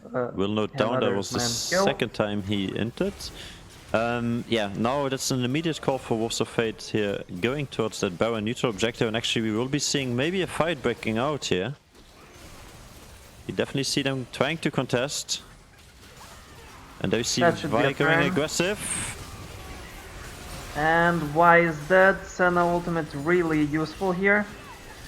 Olaf going Good ahead. Zai ultimate, but no E, but they will be managing to pick up at least another kill, so it's a total 3 for 2. Which, if you count the Rakan, was a 4 for 2. Yeah, 4 for 2, and now we're kind of back into the territory we had before. Yeah, but gold decreased to 6k gold lead only. We were at 12k before, so not all is lost. Toxic Legion got again a few shutdowns there. Yeah, but the most problematic thing in this fight is that Senna is getting those kills. And Senna right now is 5-1 and 13 Yeah, with 2 items support already. and carry at the same time. Yeah, she starts to hurt slowly, and if you're giving her any more, then you're putting yourself in a really bad position because you're. If you look at the items of the She's already at Toxic Legion, 87 as you stacks. yeah, as you said, they're heavily forcing their magic resist, so it will be really, really problematic if we get to the point in the game where we have Also, Senna hurting them. really Ocean badly. Drake being picked up for free here by the Wolves of Fate means next Drake will be the soul, the Ocean Soul for Wolves of Fate, and that is very, very dangerous for Toxic Legion because they cannot deal with a healing Really, set Senna and really Golf. interesting rotation so far. It's really good that Saya didn't decide to show up in the bot lane, which overall I'm not sure what is she even doing here, to be real with you, but they're slowly going back into the topside river, Yeah. which should be their priority in the first place. Should pick up this crap as they will do. And actually the jungle discrepancy is a big high this game. Last time we were praising Greenfather for doing great. So far he is down in CS, he is down in gold, and he's only sitting on 2 items, where however Olaf is nearly completing his 3rd item here. Also one of the few members on his team that has died 6 times together with the Urgot. So not as performing as last game. We see some vision clearing coming out from Wolves of Fate, playing it safe for now. Yeah, the Orga teleport will be back in there in a second, and I have to say, we have one ward that is completely behind their line.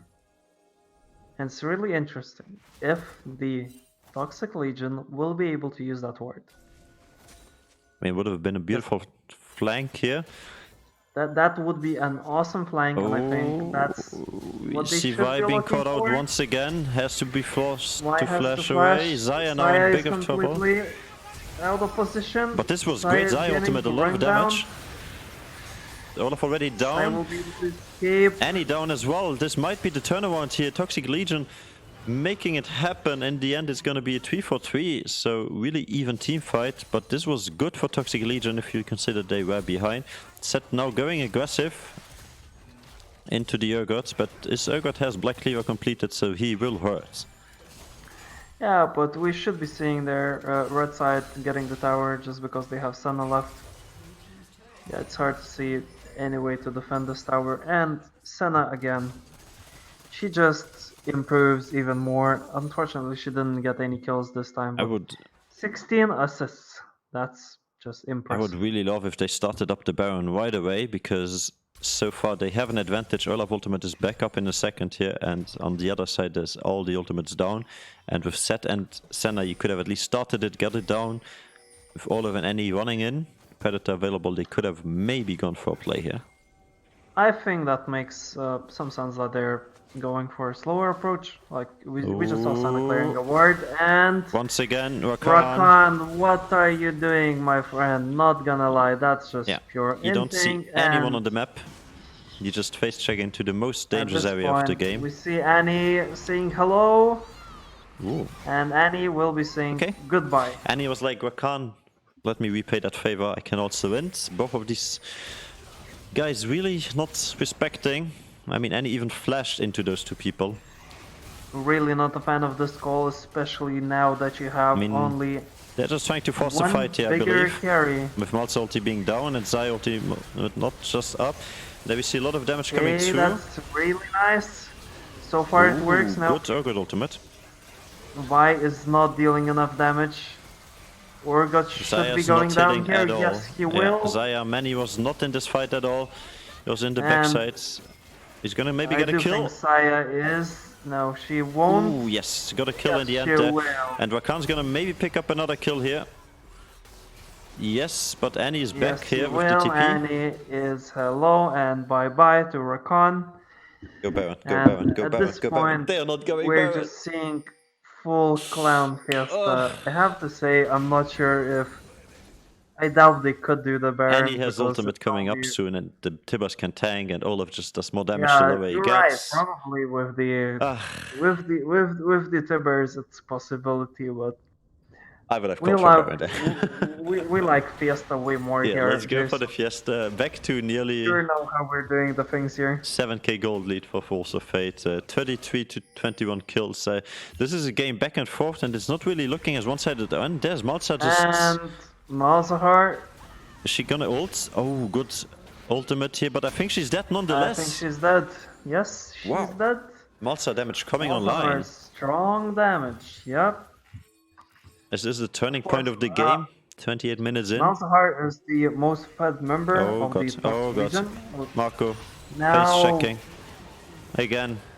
No, they're missing a lot of damage. Dying the moment we just complimented him. Yeah, and Zaya, once again, she's the one that needs to be putting out the damage here. She's 4 and 7, so it's gonna be Toxic hard. Legion is completely out of position. Rakan is Zaya behind no them. He ultimate, can't help Zaya's them. dead. Vi is trying to help. I don't think that's the right decision. Just get She's out, going to die. get out. Yes, You need she to will. save the base at this point, not the Ocean Big Soul. He's gonna be one The down here. Axe Misses. is not able to reach him. I don't think they will be getting that kill, but it doesn't matter here at all. Pre-inhibitor, They get maybe the end of the inhibitor game. and maybe the Baron.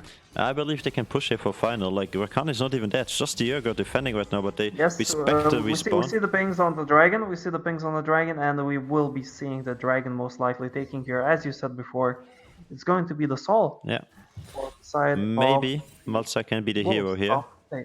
but I don't think he will even go for it. It's really hard to believe it. This teleport would be complete suicide. Yeah, no hero play. There's nothing here. Free Drake picked up Ocean Soul. I do think it's the right decision because Malzahar going there would mean he's dead, and that would mean Baron. I mean, now it's going even for harder. Hunter. Imagine the Swain with Ocean Soul and 3 Oceans. That's gonna be healing with his ultimate. If this guy builds a Spirit Visage at some point, he will be unkillable. As well as the Set and the Olaf, it's just gonna do so much. As well as his Senna ultimate and Q healing from her. There's just so much healing going on. They have really nice setup. They have Senna being able to do dish out Okay. the damage there. Baron at 7k right now. Yeah, as we said, they have that problem. They can't burst it really fast. They were looking Good to turn the engagement to fight. the Annie. Annie is taking off. Annie's dead already. Annie is dead. The question is, can they finish Second off the kill other here. members? Senna is untouched so far. She's just dashing out the damage. Yeah, Senna's gonna pick up a kill now. Yes, Olaf he flashes will. aggressively. Nobody's helping. Urgot is going to die. Senna is just free Aw. farming the kills. Wow. And it's going to An be ace. the ace. Olaf really carried that team fight there. He go down to like maybe, I think, 50 HP it was at some point, and then flashed forward for the kill, got the Triumph proc. And wow.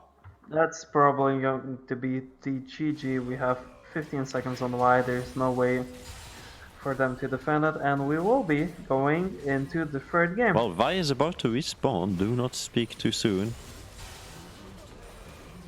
She has I do ultimate not believe available. in fairy tales. Oh, no. I do Okay. believe in reality. No We're going to the contest. third game. That's game number 3. So Annie worked out, and congrats, you just won the bet, my friend. Yes, amazing prediction, amazing analysis by me. Thank you, thank you. Jokes aside, really good performance. Really interesting decision to go for Annie. They did play it well with that decision. They played it through. Of course, I do think that Senna did an amazing job Swain being able to Wow. protect her in the last fight. I did not expect these Would mean damage that- numbers here. That's interesting. So, as we talked through that, they don't have insane hyper carry on the Wolves of Fate side, but that comes with the advantage they have really strong damage through all of the team, and that's what matters if you can execute the team fights perfectly. Yeah. And more or less, they've been doing that really nicely. I believe we should be going right into game number 3 and not even go for a break, because this is so exciting. I can't wait to see game number 3 and see who will win in this series. It's 1-1 tied, both of these teams. So Wolves of Fate now going back to the blue side with the priority and first pick on their side. See if they can pull it off and win the game number 3, or if Toxic Legion will just come in and collect their second win of the series and take the series for themselves. So just let me check real quick. Game number 3, it's 1-1. We check real quick with the players.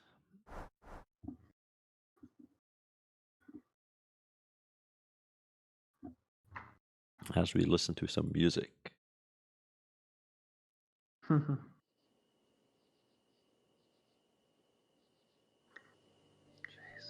Yes, sleeping. Are we still on? Yes, they can still hear us, Mr. Sleeping. I said we're not going for a break. Amazing. Give me an invite and let's go. Let's see that amazing fruit game. I'm so hyped for it.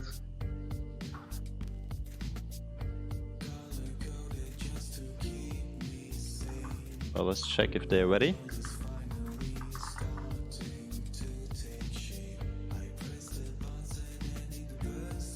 Wait. Where's the win? Hmm? Come on. Which win? What do you mean? The betting. Oh, you have to. You have Who finished won? this yet, right? Who won? Red side, blue side? Red side. Wait, give me a second. I've kicked red side now. Yeah, Okay. it's right. Okay, so lobby has been created. We're just waiting for everybody to join. Let's go, boys. Guys, be sure to join us into the betting in the chat. It's a really fun way to show which team you are supporting or which team is going to win in your opinion. I would definitely suggest everyone to make sure they're displaying their ideas, emotions, or anything they want in the chat. Makes it even more interesting for us.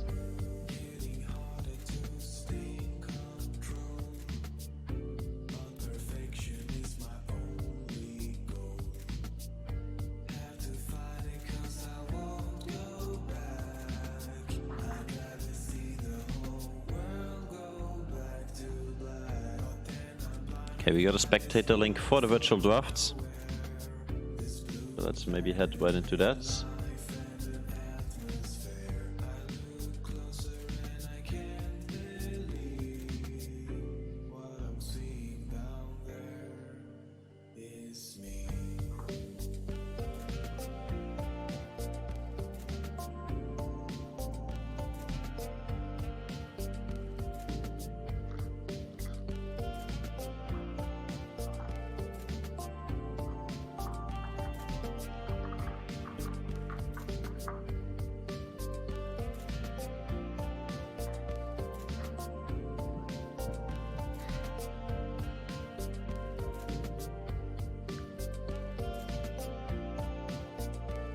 We will be seeing now Wolves of Fate on the blue side. You got the spectator link? Yes, I'm in the draft right now. Perfect. So the draft is about to start. They already started. The Ford has started. The trash ban is coming in there first. For the side of Wolves, and it's answered instantly by the Toxic Legion ban of the Olaf. Respect ban simply coming in there. So both teams are slightly changing their bans so far accordingly to the previous games. Syndra ban coming in third. No surprise overall, really strong pick that most of the teams, it's either they want to pick it or they just want to get rid of it because it fits into a lot of compositions and it can provide a lot of pressure in a solo lane, and later on it has a lot of CC. Let's see what the Toxic Legion decides to ban on their second ban. I would expect again to see at least one ban done for the ADC role in this phase. And of course, mid lane Cassio ban. We had Cassio banned all of 3 games, so there's no surprise to see this one. I'll let you do the champion section. I have something I will, so I'll be right back. All good, take your time. We see Sett ban coming in there as third one. Of course, we saw Sett dominating a little bit in the games before. Simply respecting the opponent here. It's really smart ban, and we have Morgana hovered, sorry lads. Morgana banned. Senna, highest priority it seems for the Wolves here. They did perform really nicely last game with it, and now it's going to be their first pick. So we're most likely to see Senna playing as support again.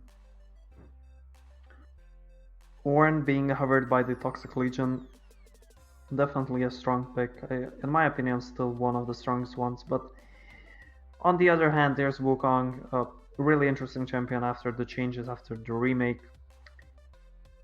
I'm not sure exactly how strong it is or how fitting it is, but his double knockup from the ultimate can do a lot of damage. It can be really annoying to deal with when you're running compositions that are not able to stop that in any way. We have wars coming through. That means we have some range, we have some more CC lock coming down from the side of the Legion. Lee Sin hovered, at the moment, no surprise, we saw Lee Sin getting banned out before. A pick that just simply enables a lot of early pressure in the game. Not sure if it's the best one here, but that's what they decide to go for. In my opinion, I would like maybe a little bit more of passive approach to this when you have Senna and a strong champion like that, but at the same time aggressive can be debated for, because you have Senna that can support that with the ultimate. We have Swain coming through, so we will be seeing Swain Senna bot lane almost 100% here of the time. No surprise at all, and really we're just looking pretty much at the same story as we saw the game before, just with the different jungle pick so far coming down from the side of Wolves. Decided to go for the aggressive jungler too. We have more passive, more defensive approach coming down from the Toxic side. They're going to go for Karthus, sorry. And now we're going down to the bans. Annie being banned out. That's really surprise ban for me. I do think it was really strong performance. If it's worth the ban, that's the other question, but the question is being answered here by the Toxic Legion, and they decide to just simply get rid of the champion they were not able to deal with fully.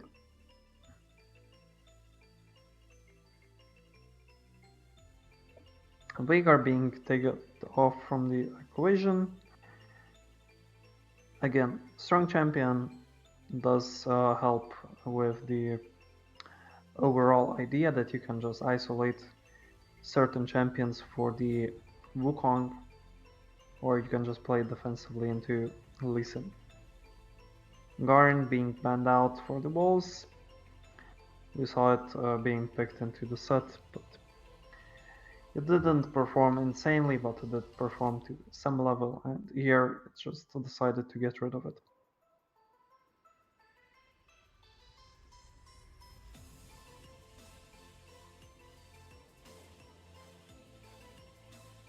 Zoe hovered as the last ban, and it goes through it. So we're going into the second phase. Jason, nice to hear you breathing. Yeah, sorry. I'll have a lot of stairs, so I'll have to catch my breath. Good to have you back. So yeah, second phase of the draft. Let's see what the Legion decides to prioritize here. Most of the time I would assume it's going to be top laner, and the mid laner is most likely will have counter pick. But this is an interesting approach. It can be Karma mid lane, it can be Karma top lane, or it can even be Karma support. So far, this draft can be really highly flexed. I'm not 100% certain of their champion pools and how well they can flex certain picks, but we'll see. Definitely interesting so far. Zilean getting picked out by the blue side.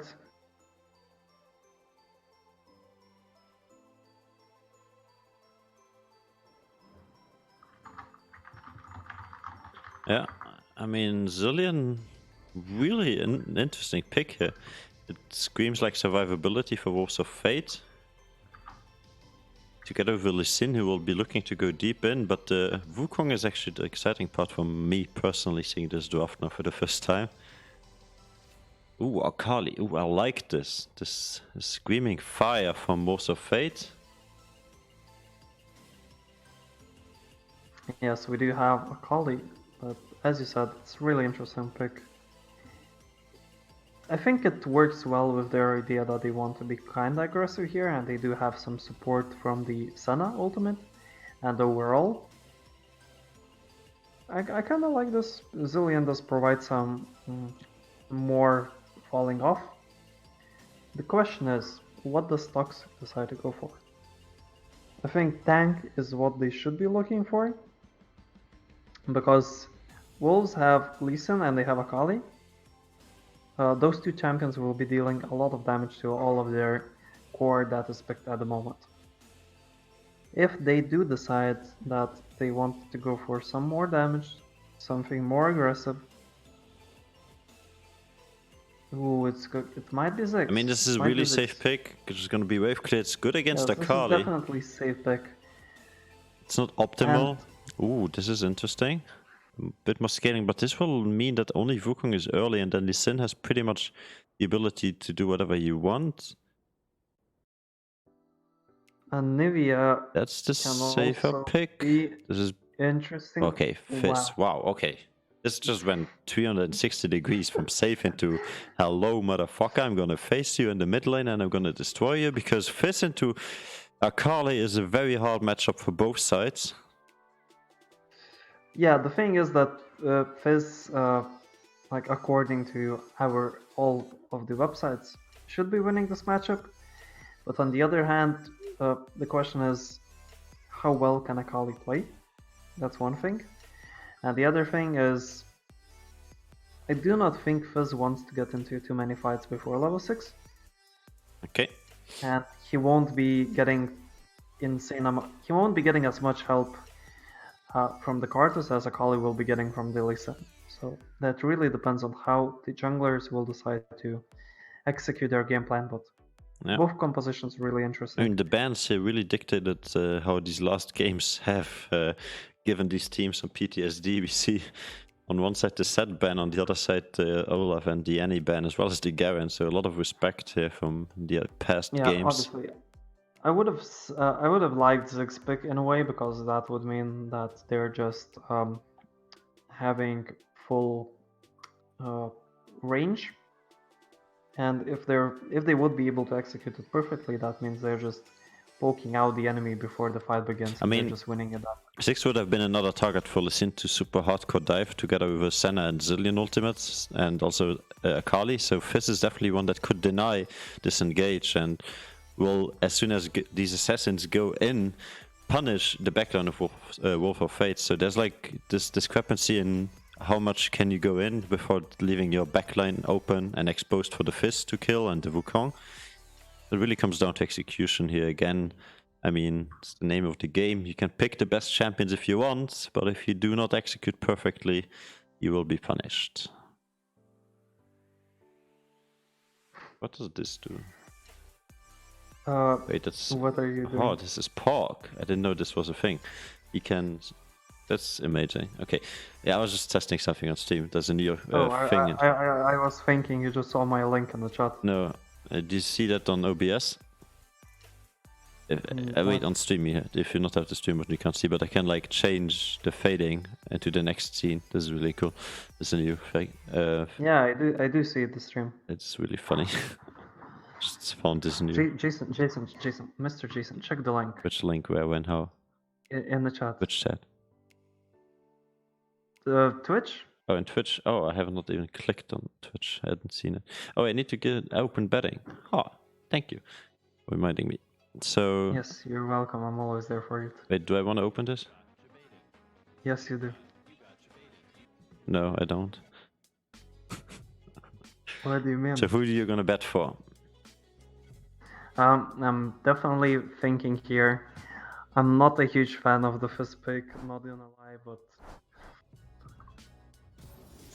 the question is, can we see Senna? I mean, Senna insanely. Swain worked out perfectly well for Toxic for Wars of Fate last game. So why not pick it again? Makes sense. If it's not broken, why fix it? You know? Yes, I definitely agree on that, and I'm going to believe in the blue side in the Walls of Fate. You give This Wars of Fate. I mean, I've been betting on Toxic Legion now twice. I lost my money once. I won my money once. So I'll be switching sides to Wars of Fate as well. I do believe in the underdog stories. I do believe in the reverse sweep. I do believe in the Walls of Fate. That's all I'm going to say. Walls of Fate, you better perform insanely right now. I'm putting too much faith in you. Ha, To represent that, I'm putting... $2. That seems like a solid bet. 5,000. Wow, outbetting me. Now I feel pressured. Jason, what is that small bet? Yeah, sorry. I'll take it back and put 10k down. I mean, I do believe that Wukong is extremely broken right now, and I also believe that the Akali into the Wukong would be great if they choose to switch it around like that. Zilean into Fizz is a hard matchup for Zilean. But yeah, I have to see how this one works out. I actually expected the Wukong to be mid lane here and the Akali to be mid lane here. As we saw them pick such weird things in the top lane.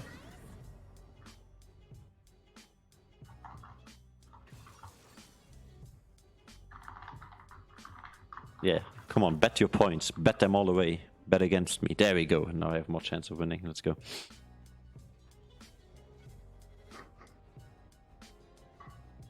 Sleeping, stop trolling our... Hello? I was about to give you the moderator role and now you're trolling us. I love you. I'll time you out. Okay, but you haven't even pressed the link. I don't need How do you to. know I will that's know. trolling? I know what it is. I can feel it. My sixth sense is What? telling me that it will be debated. See, I'm just next level smart. You definitely pressed it. No, I'm just next level smart. I have this thing when I hover links, it tells me what it is. It gives me preview without clicking it. Smart boy. Yes, it's called Sixth Sense.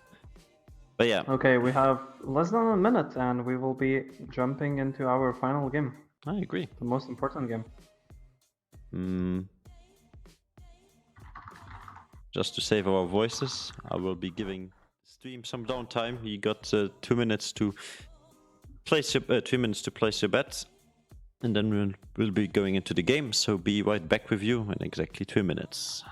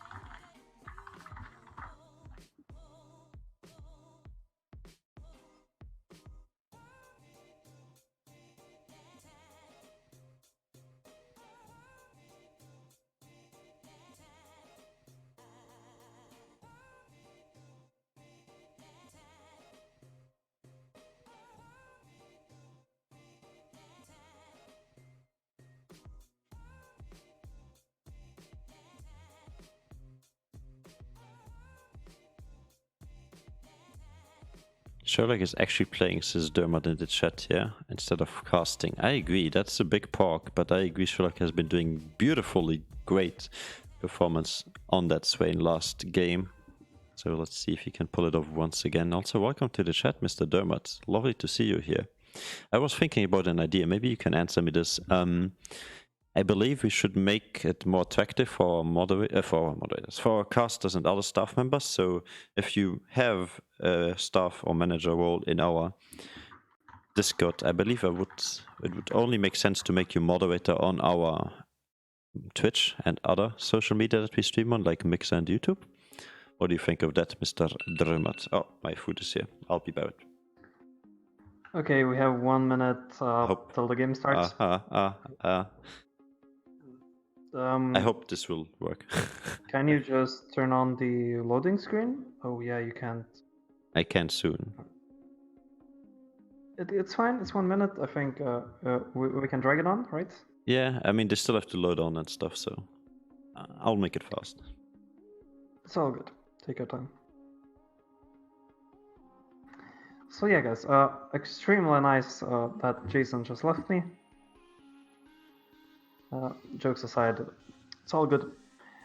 We will be getting into our third game pretty soon. This is really important game for both of the teams, I think, overall. For the Wheels of Fate, looking at the brackets, at the ladder of the group stage right now, it's not as impactful to them, because if I'm correct, they haven't performed that well so far, but this would be a nice way to display that they're a capable team of performing this tournament, and they can do well. And of course, for Toxic Legion, they are not in an awful position, if I'm correct. They're in the middle, around in the middle of the group. So for them, this is extra important because they want to be pushing for their for the playoff spot. And each win counts, and it's definitely important. And each series can pretty much like make it or break it. As easy as that. So hopefully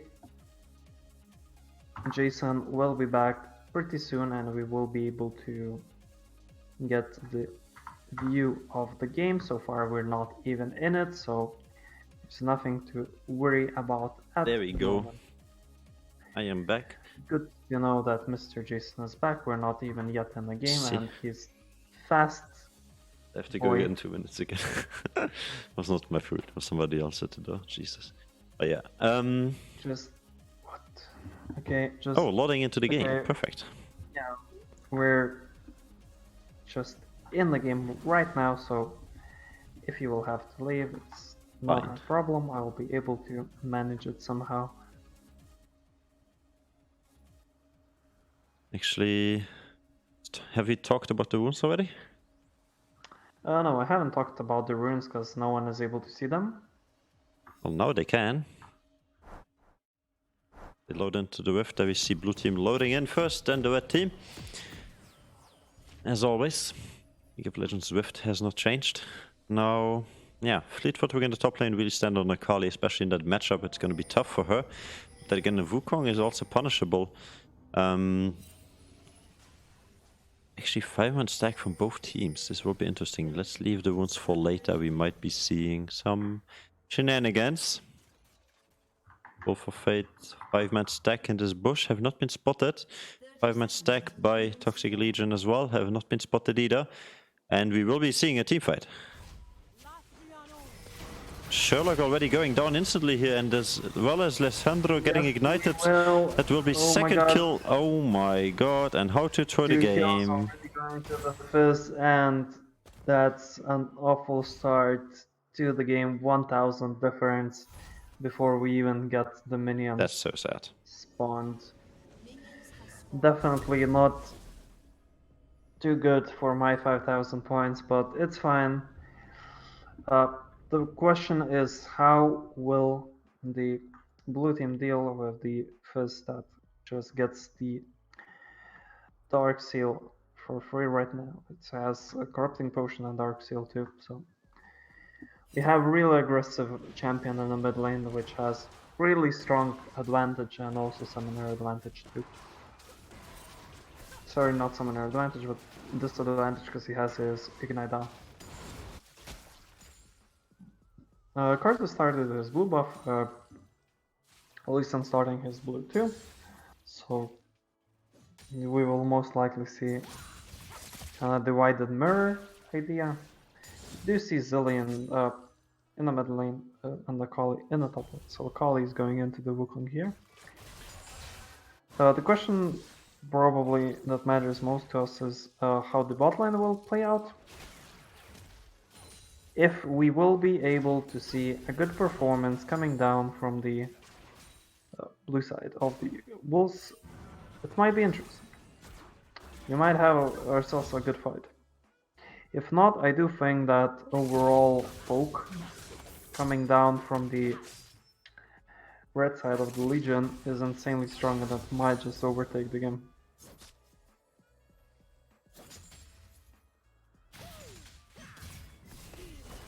A lot of fighting going on in the top lane Akali matchup so far, but no clear winner so far. Bot lane, we do see some damage on the Karma from Senna. Karma is kind of isolated.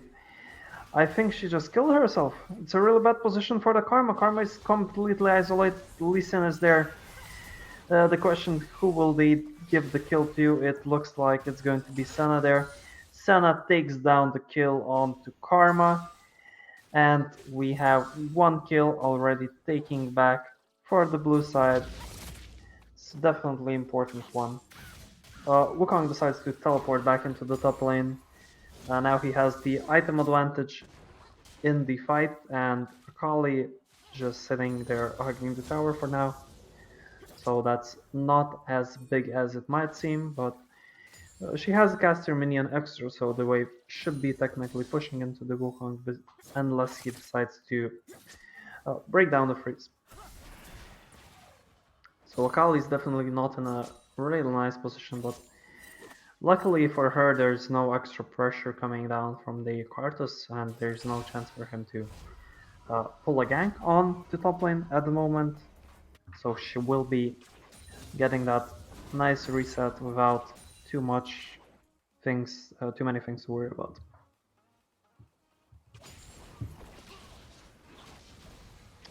Mid lane so far is quite even. I would say Zilean has a slight farm advantage.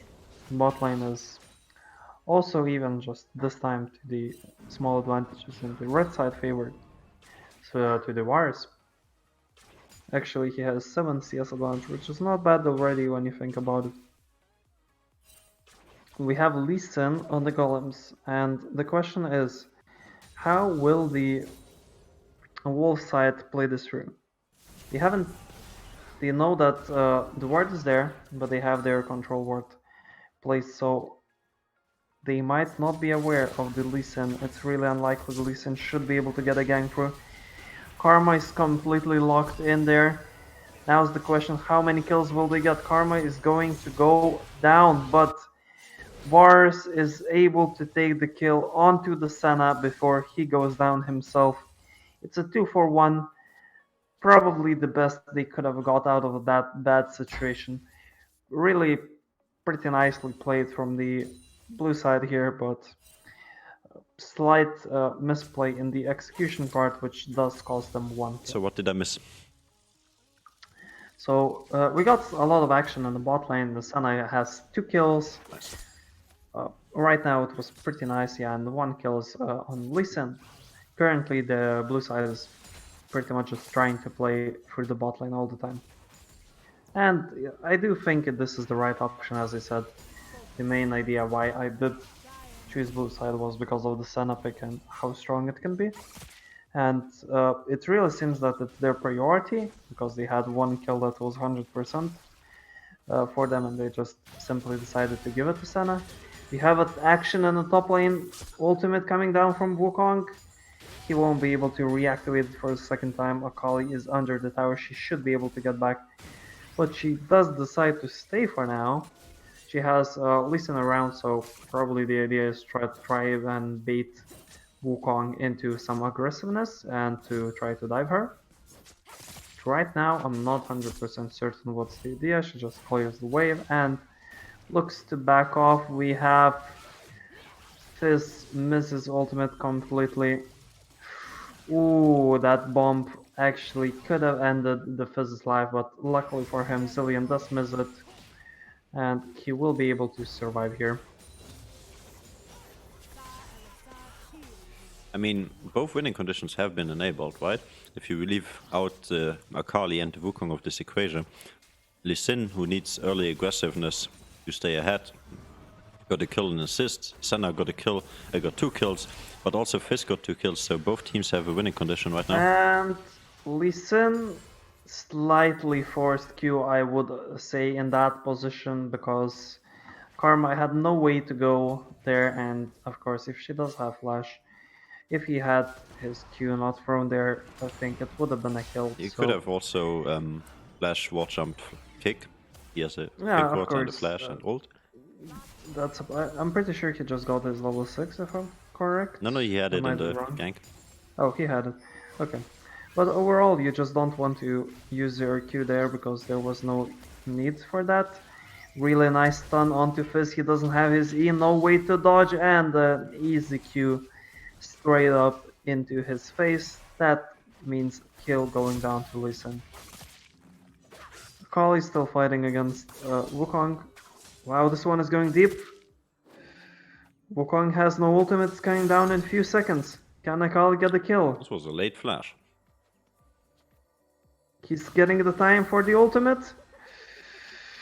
It's going not... Oh my god, it's not reaching, but the retake. Uh-oh, here's And the Karthus. Karthus to finish off the kill. Nicely played, actually. The flash here was more, I would say, to waste time, because he had ultimate coming down in a few seconds. He could have dodged the second Obviously- activation of Akali. Yeah, he could have done that a little bit better, but it does work in the end, so we're not judging the winners here, right? A nice kill going down to the Wukong, and he's winning this lane quite hard already, 15 CS ahead, and now he has 3 assists, and Akali's just 0-2. Do you remember game number 1? Where we had, at this point, already 2 Drakes nearly taken up. Now in this game we have not a single Drake. We had the earliest Elder Drake, or Ocean Drake, sorry. Not Ocean, what was it? Soul Drake spawning and being taken by a team.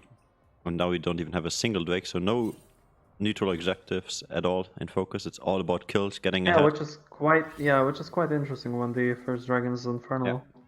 Everything shifted a bit into winning the team fight, getting the lanes ahead.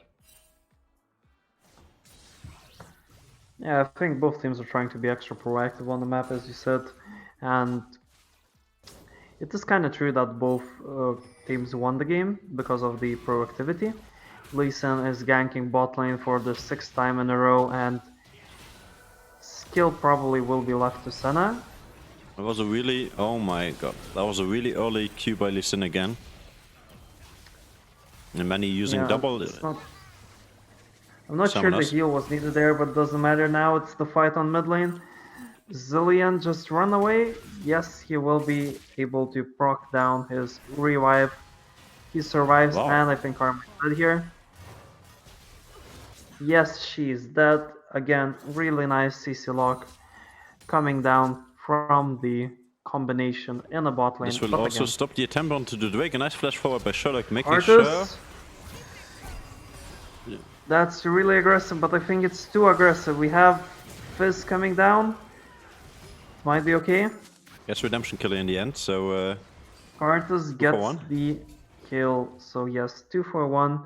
It was overzealous, and also we had a flash burnt down from Swain.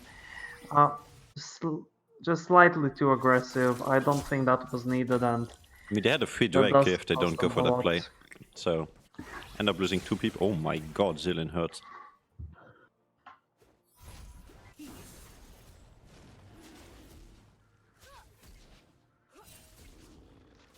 Yeah, definitely Wolves of Fate had a free Drake here if they did not go for that aggressive play.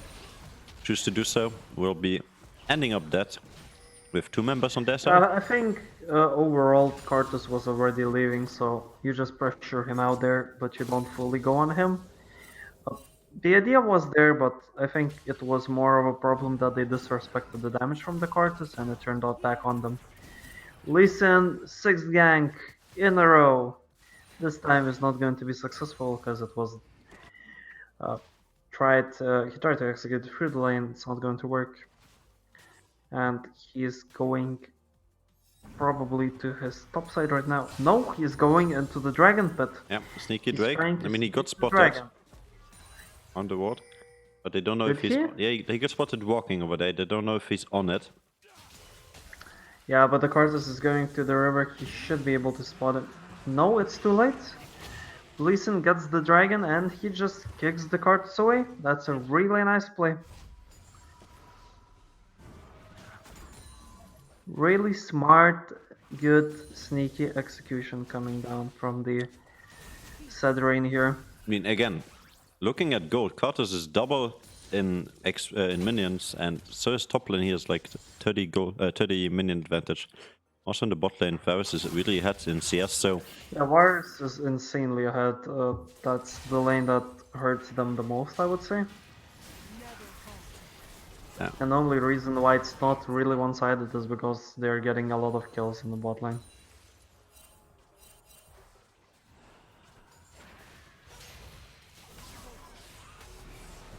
Yeah, I think the numbers here tell a different story than they would feel right now. Oh my god! That Yep, was that's a lot of beefy damage. Karthus boy. And that might be a kill. No, Senna does survive. On low HP and Karma does burn a flash there, but it might be useful because... Wukong flashed over the wall there.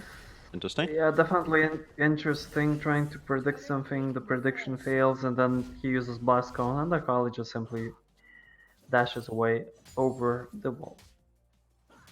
So, in last minute we had 2 flashes burned down from the red side without getting anything exactly from it. The question is, will they get punished for burning their flashes? We have Karthus in a really good position. The only problematic thing looking down... Oh, we have some action in the mid lane. Nah, but It he only will be has an the ultimate. revive, but I do not think he will be escaping. Will he? Yes, he will actually. Really good, not wasting any second, instantly popping the flash and the extra speed from the ability. So what I was going to say is that we have slight problematic thing going down from for the red side. Here we have Fizz and Karthus being the ones that are actually really fed here. That means the most of the damage is coming down from AP. The question is, will the enemy team react accordingly and build enough magic resist? If they won't, that doesn't matter as much. I mean, this is not lethal temper. This is lethality Varus. So if you build a lot of armor, it's not going to be that effective either way. Magic resist, not armor. Yeah, no, but I'm saying even if they would go for armor here, it would not be that effective because Varus is already building that lethality. So the magic resist is the best choice no matter what. Yeah, you're right on that one. And also, I mean, Varus is quite fed. You can also argue that he will be really useful. Akali is just constantly fighting Wukong there. And a pretty nice bait, I would say. Lee Sin is able to hit the kick. Karma is completely isolated. Senna doesn't get a chance to get the kill. She's slightly too low. They What's decide the second not to time we risk see it, and Marco miss that's the fizzle to just it? a nice kill. Just a nice kill going down there on bot lane. The question will be how they can abuse it. They're just putting down the Herald to get that extra. The plating have fallen, so it will be extra damage to the tower. But it will not be enough, and whoa, that's a huge turnaround. I mean, he pays with his life, but that was beautifully... Oh, nice! Is he gonna survive? Can the Lee Sin actually escape? I don't think he can, unless Lee Sin... Ah, unlucky. No. Just too ambitious. It would have had to be a huge misplay from the Karthus in that position, just because he has E. He doesn't need to hit anything. even the smite there. I mean, He's a if he would have he's kicked a walking Wukong into radioactive Karthus, damage. he would have had a good chance of surviving there. And we have to look at the items. The most scary thing is that Karthus already has 2 items, if we include his jungle item. And some of the champions haven't even finished their first one, if we talk like Zilean or Akali. Yeah, they're having a rough time right now. Oh my Karthus, god, that and damage. bye-bye. I mean, they're collapsing right now, so... Yeah, I think he overextended here completely, and he should be going down. Can they give the kills to Senna? That's the question.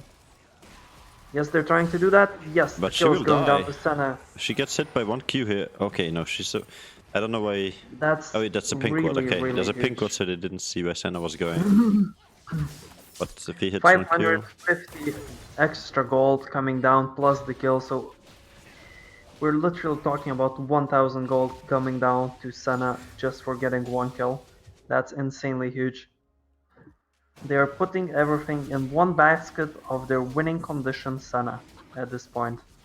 Will it pay off? That's question. I would And really love we'll to see how it see goes. some kills on Akali, actually. She's been hurting a lot. Lee Sin with the steal, with the jump, and he will be surviving. That's Surviving. really good Perfect for Wolves of execution Fate, there. yeah. This is exactly what they needed. And we're seeing some nice wolf emotes in the mid lane. Pogu. Woof woof. Yeah, this is what they needed. Wolves of Fate. Stay in this game.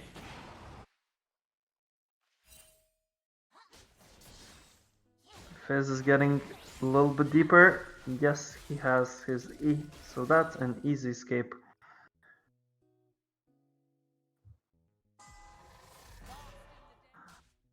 So right now we have Wukong farming in bot lane and we have Akali farming in top lane, so it's kind of a mirror matchup at the moment. And both teams decided to go for swap in the lanes.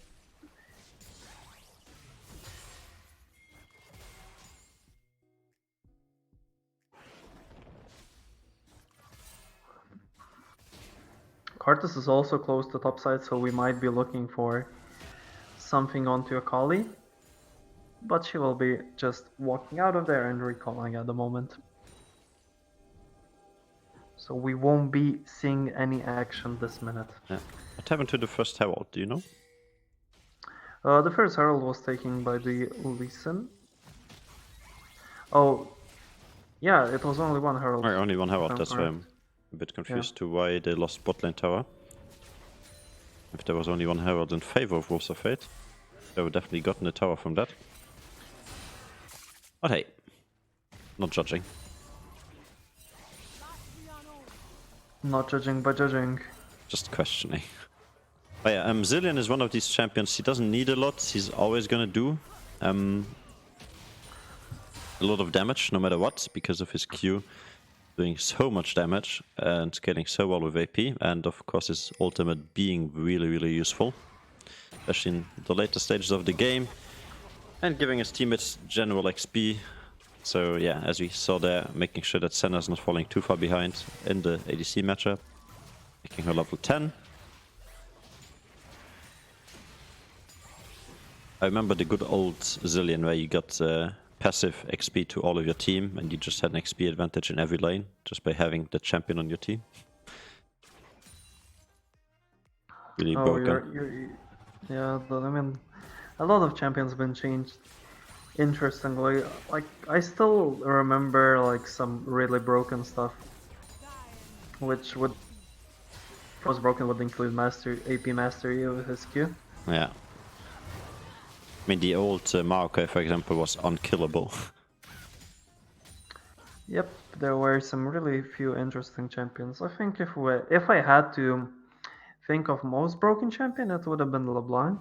Oh easily. yeah, the old one. If you played like in really start, she had Q silence on her Q. That was so good. So like level 2, you win against any champion because you Q into W and no one is able to do anything to you. The only thing you're going to get hit by is 2 auto attacks. because no one is able to do anything. They're silenced for a second, and you just get free kills all the time. It was such a nice champion. I also think it'll be Unfortunately, Riot decided that broken champions is not good for the game. yeah, and then they bring out new champions like Senna and the Weaver, and Wukong like- and Akali, but hey, who's judging again? Yeah, I'm not Oh my sure exactly god, on did you the- see that damage? Yeah, it's really strong, and no, this doesn't seem like it will be enough. Dark Harvest stacks Senna though, actually let's quite a good ult. have a look at that. So we see Dark Harvest stacks 11 sitting on the Cartus, and we look at souls, we will be seeing that Senna is only sitting at 52 souls right now.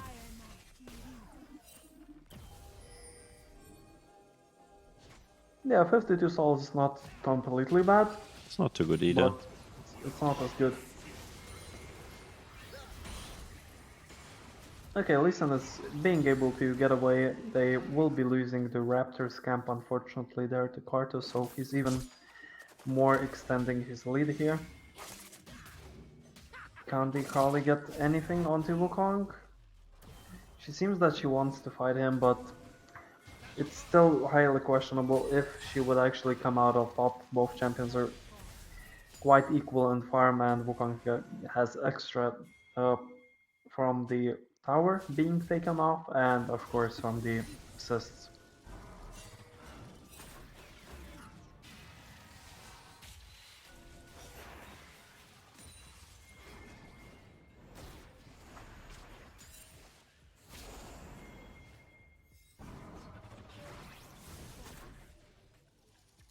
They're trying to make a little bit of a play happening here.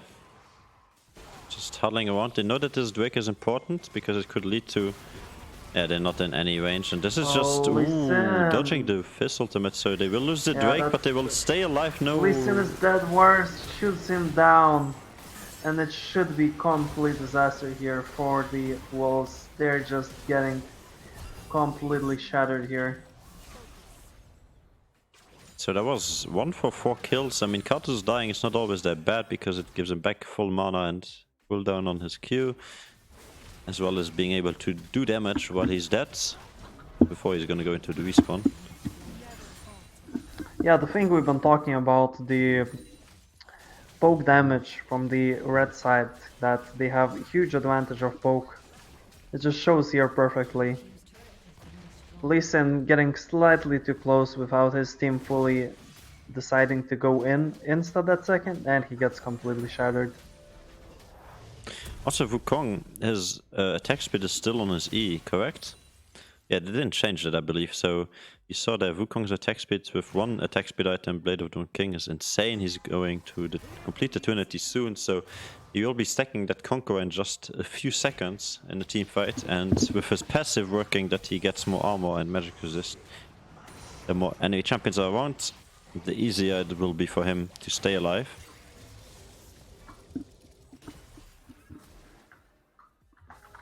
But yeah, I'm interested to see how this works out, because Wolves of Fate seem like they're a bit behind, but I'd give them the advantage when it comes to team composition. As soon as, of course, the Akali has managed to finish her items.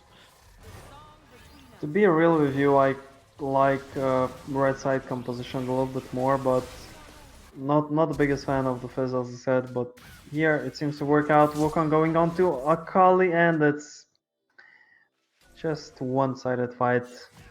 Akali just not respecting the presence of the Wukong.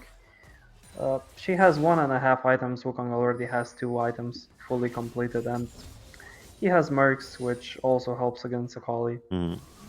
Just, I would simply put it as disrespecting the enemy. It's not that she lost the fight because of the skill, just simply not something you should be looking for at this part of the game.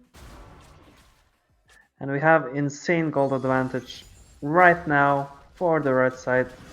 9,000, and it's going to be more. We're almost close to 10,000 gold difference. The question is, can they close out the game? At this point, it's all about closing down the game. And for blue side, it's all about trying to drag out this game as much as they can.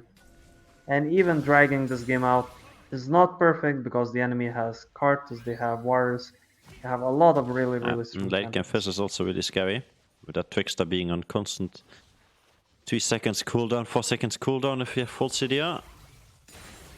So pretty much unkillable, unless he gets caught out.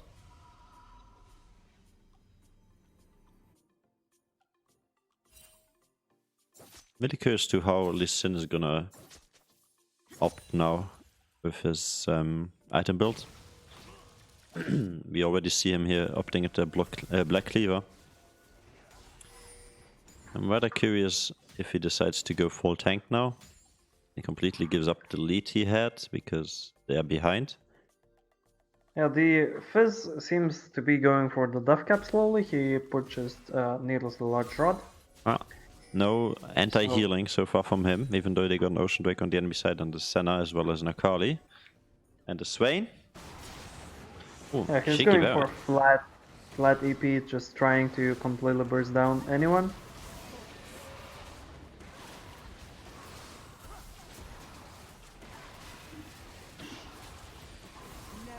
And it doesn't seem like the blue side will be able to contest it in time. The Swain is getting there, but it's too late. It's Baron taken out. Fizz is trying to get the ultimate out. It's not there. Slight misplay, I would say. Oh, Wukong is going on to 4 people. His teammates are not there yet, so it's not going to work out here at all.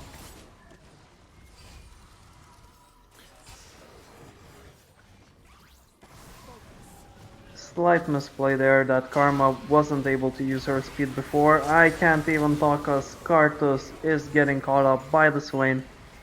He won't be able to do anything more, it seems like. Zhonya is coming down from Akali. She puts herself in an awful position, but she's escaping Lee Sin with the insect. Perfect kick. He can't follow up with the Q on Karma, but that was a perfect execution here. Really nice way to look for some kind of comeback here. I mean, they all really just need small things like this, and with the Wind Drake being on the table now, this could be... Yes, if they can secure this dragon, the next one might give them a chance to look for something. The question is, how can they do it? Zilean has no ultimates. Yes, Lee Sin is separated into the pit with the Wukong. He left the pit. Sorry, the Lee Sin is dead actually, sorry, my bad. So, it should be the dragon going to the red side. I'm not exactly sure what's the idea here. Karthus is not there. Oh, unlucky. I was hoping for steal. And it's Erip. Here we have 2 dragons already for the red side. They have the Baron still ticking for them, and now it's all up to them to decide how they want to approach this. The gold advantage is bigger than 10,000 right now. It's 11k, and I don't think we've seen it as big as it is right now today at least. So it's really easy to see that through the items. Karthus already on 4 items. Lee Sin is just on 2.5 at this point. So really huge differences here. Fizz slightly caught out. He's going into Zhonya's. He should be dead here. Lee Sin getting the kill to Senna. Again, right call, 450 extra bounty. That's really impactful. They're sacrificing their tower, and it seems it will be inhibitor also. The question is it worth it or is it not? It's actually really hard to say. I do not think it's completely bad call, because you're getting your main champion, your main win condition, more gold, and a better chance to try and carry this game. And the only thing you're losing here is the inhibitor tower, which doesn't matter as much because the enemy team still has only 2 dragons and there's no Baron at the moment. Lee Sin going in deep, Karthus down, Lee Sin escapes Akali. Akali will be going down, but she has Zilean on, ult on. She will be escaping. If Wukong lets her, yes he will. There's nothing he can do at that point. Zilean is actually doing insane amounts of damage with slowly proccing all the bombs he's putting down. I think he haven't missed any of them recently. Yeah, seems like Arthur's just giving up his life there without getting an advantage for his team.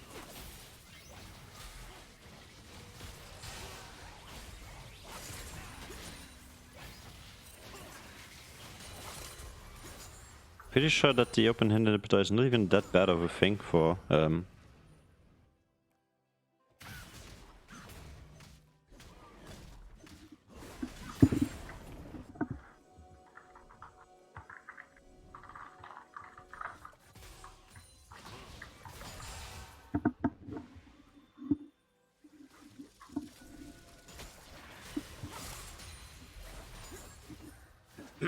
Okay, we have red side probably looking to get something on the bot lane. Right now, the inhibitor should be their primary focus here.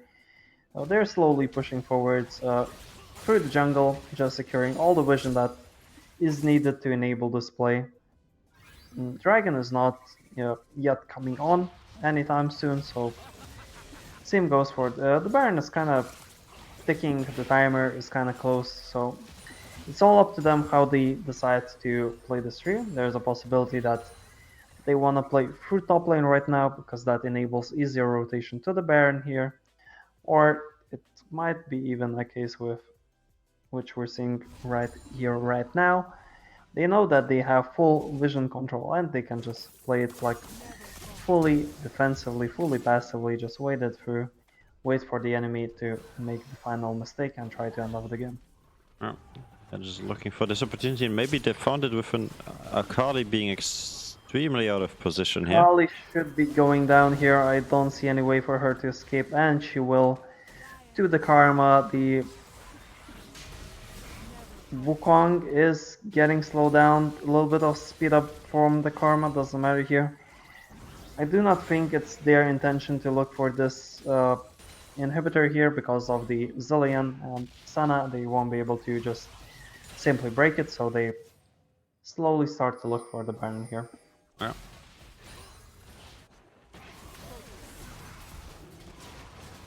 Should be pretty fast clear, especially when you have Varus and Karthus on your team. Karthus is one of the faster junglers that can do the Baron. Of course, we're not comparing him to the Jax, but we're talking about more competitively viable picks. The dragon is on the blue side. Are on it. Varus misses his ultimate completely. And Akali just gets out of there as fast as she can. That's really interesting. They are able to secure the dragon, which enables them to go for the soul. Senna is completely out of position. She seems quite dead here. Can they do anything to save her? No, they can't. Zilean is too far to ult. This fight is going so far horribly. Akali, she's on the backline. She got one. Can she get anything more? Swain gets one back too. So it's 3 for 2 at the moment. But Zilean, what was that? Zonius. That Zonius, it might cost them the game here. Lee Sin is the only one person alive and he is down. This will be the game and the series. Nothing more left to say here. Toxic Legion securing the win, and it's their time to celebrate their victory 2-1 over the Wolves of Fate. Yeah. GG's in the chat, good series.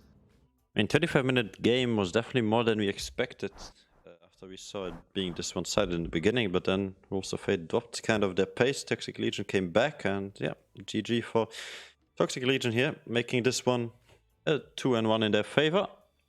Excuse me. Now, wait, Andy's in the chat. Welcome, Andy. So Toxic Legion being victorious. at Vision Score though. Let's have a look at Vision Score actually, but first... Yes, Vision Score is... I think it might be one of those times it's first time broken in this league. 103 to 19 Vision Score. 100 Vision Score. 103. Yeah, I am confusion. Yeah, so supports... That's what happens when you place 39 wards. Really difference here in Vision Score. But yeah, with that being said, let's have a look at graphs last, and then we will see that, for example, Zilean and Akali was trying their hardest to carry their team, but in the end it was, of course, the Karthus damage coming online and carrying his team, together with the Varus who had a beautiful game, and Wukong making sure that Akali got not even into this game at all. So yeah, even though we saw last game around Fabio having a rough game in game number 2, kind of ending on that Urgot pick, now they are victorious, and he's having a beautiful performance with not even dropping a single death. Yeah, with that being said, wait, I'm not in the right screen. I just realized. There you go. Now I'm in the right screen. With that being said, I believe that's concluding our series of today's Mr. Sleeping. Yes. And yeah, do you want to do an interview?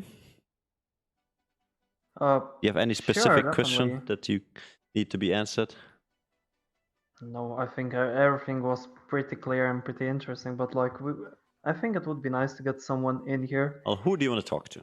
You can choose. Okay, let me think here. I think we can go for Mr. Top Laner. He was performing pretty well, I think, overall. So sadly, like Fabio.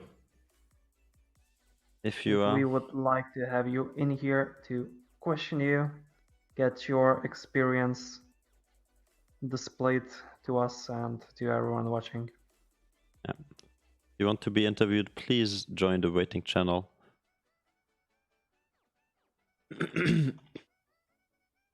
And then we can have a little bit of a chat with you, asking you 1 or 2 questions. There we go. Welcome, welcome. Hello, hello. So first of all, congratulations to winning. Thanks. First of all, as well, GG for our opponents. It was a good series. I agree, it was indeed a really good series. So maybe Sleeping, since you wanted him here, maybe you have some questions for him. Yeah, okay. So definitely going to start with your picks. So first of all, can you let's start with the last pick. What changed the last game? Why it was Wukong? What was the idea of the team? Why did you decide to change the pace completely from the top lane usual picks you went in the first and second games? Okay, first game we had a pre-planned set pick for first pick. Then second game actually just completely hinted. Good job for Dolaf and Annie. They played really well that game as a duo. Third game, we just threw out of the window and we went to our drawing board and we made a Karthus.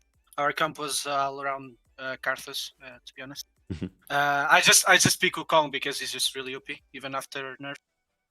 Okay, well, it seems like your friends in the chat are giving you some love. I will not be reading this out, but yeah, you can see it for yourself. Maybe another question here coming in. So you opted into the really aggressive build of Blade of the Ruined King and Trinity first before going a bit more defensive.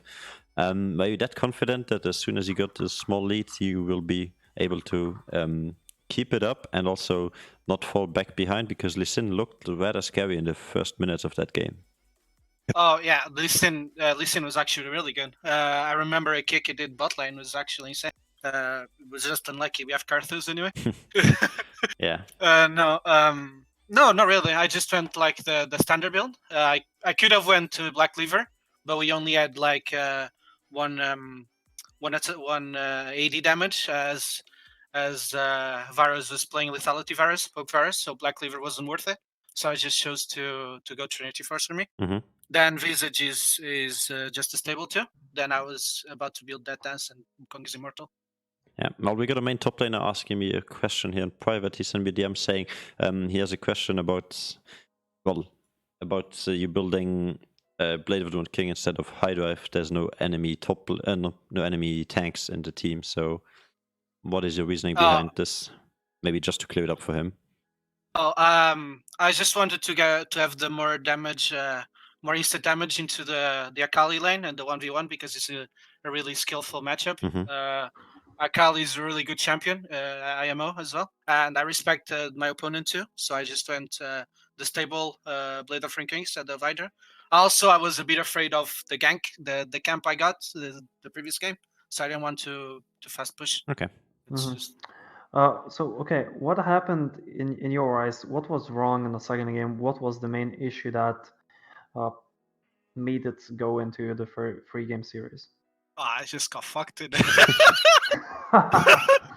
I just got completely overrated. Our bot lane also hinted because they trashed too. I'm joking, Okay. but So- like I don't know. It's just Yeah. second game was just top diff. I just hinted I ran down. Okay. My bad. I Interesting. guess. Also, maybe the question about game number 1 here, you picked this Ivern completely unexpected, I think, also for the opponent. So have you practiced this a lot together, or is it just something you knew it would be safe to pick because no matter what you have performing lanes? We picked Ivern in a couple of streams, not streams. What the fuck? We just felt super comfortable with the pick, and our junglers Mhm. felt comfortable to it. We just went with that. We had a really good overall team comp with the Shogath mid too, playing really safe, and top lane set is just stable in meta too. We had a really good team comp game 1, in my opinion. Okay, I agree with you. That game 1 had a perfectly beautiful team comp. But yeah, it was really funny. This game's really seemed close when you looked at the gold. You were actually behind in the first game the whole time until like the last minutes, even though you were ahead in kills. But yeah, you managed to pull off that win. Then second game was really weird gold as well. And then third game, you managed to get that like huge lead like in the mid game toward the late game. And then of course, if you have the scaling compositions, you will be bringing that home. Maybe the last question here before you are going to be left off the hook. So is there any team you have to look out for in Group B? Obviously, this being your first win on stream. You saw maybe the other teams, but there's some scary looking teams. So have you heard of any other teams you need to prepare for, or are you at least like respecting any other teams? I know neither name team because a good friend of mine used to play the for them, and I feel for them on Clash for a couple times too. I know they're really good, especially a top laner is really insane. I'll just be looking to play against them too, to be honest. Okay, fair enough. So thank you so much for joining and answering our questions. Much appreciated. Thank you too. Again, GG to our opponents. Better luck next time. Yeah, we'll be saying that as well. Better luck next time as well as GG, and good luck on the Rift. Everybody's competing in the TG Diamond League as well as the TG Challenger League. Oh my god, I'm having really difficulties with these twisters. But yeah, sleeping. I think that will conclude our stream of today. So yeah, I think that's it. Let's head into the end screen and say thanks to everybody watching, of course. Also Lumex, who's casting. If you click on the link below, you can click on the casters and follow them. It will be Sleeping1 casting with me today, our really professional coach and admin of the server, as well as J7 streaming for you as always. With that being said, we will be giving out the bet. So red side won. Yep. Pick winner. So whoever butted on the red side, congratulations. And with that being said, I hope to see you guys next time. Next stream is going to be on Sunday. Pretty sure. It will be the Challenger scene actually, so have fun with that one. It will be hopefully as exciting as the TG Diamond games we had this whole week. We streamed nearly every day this week, so we will be taking a short break on Saturday. We'll be back on Sunday at 7 p.m. CST with you guys for an exciting game of the Challenger series. With that being said, boys, have fun, good night, and Sleeping, your last word. Yep, bye bye everyone. Have a nice day and see you all next time. Bye bye.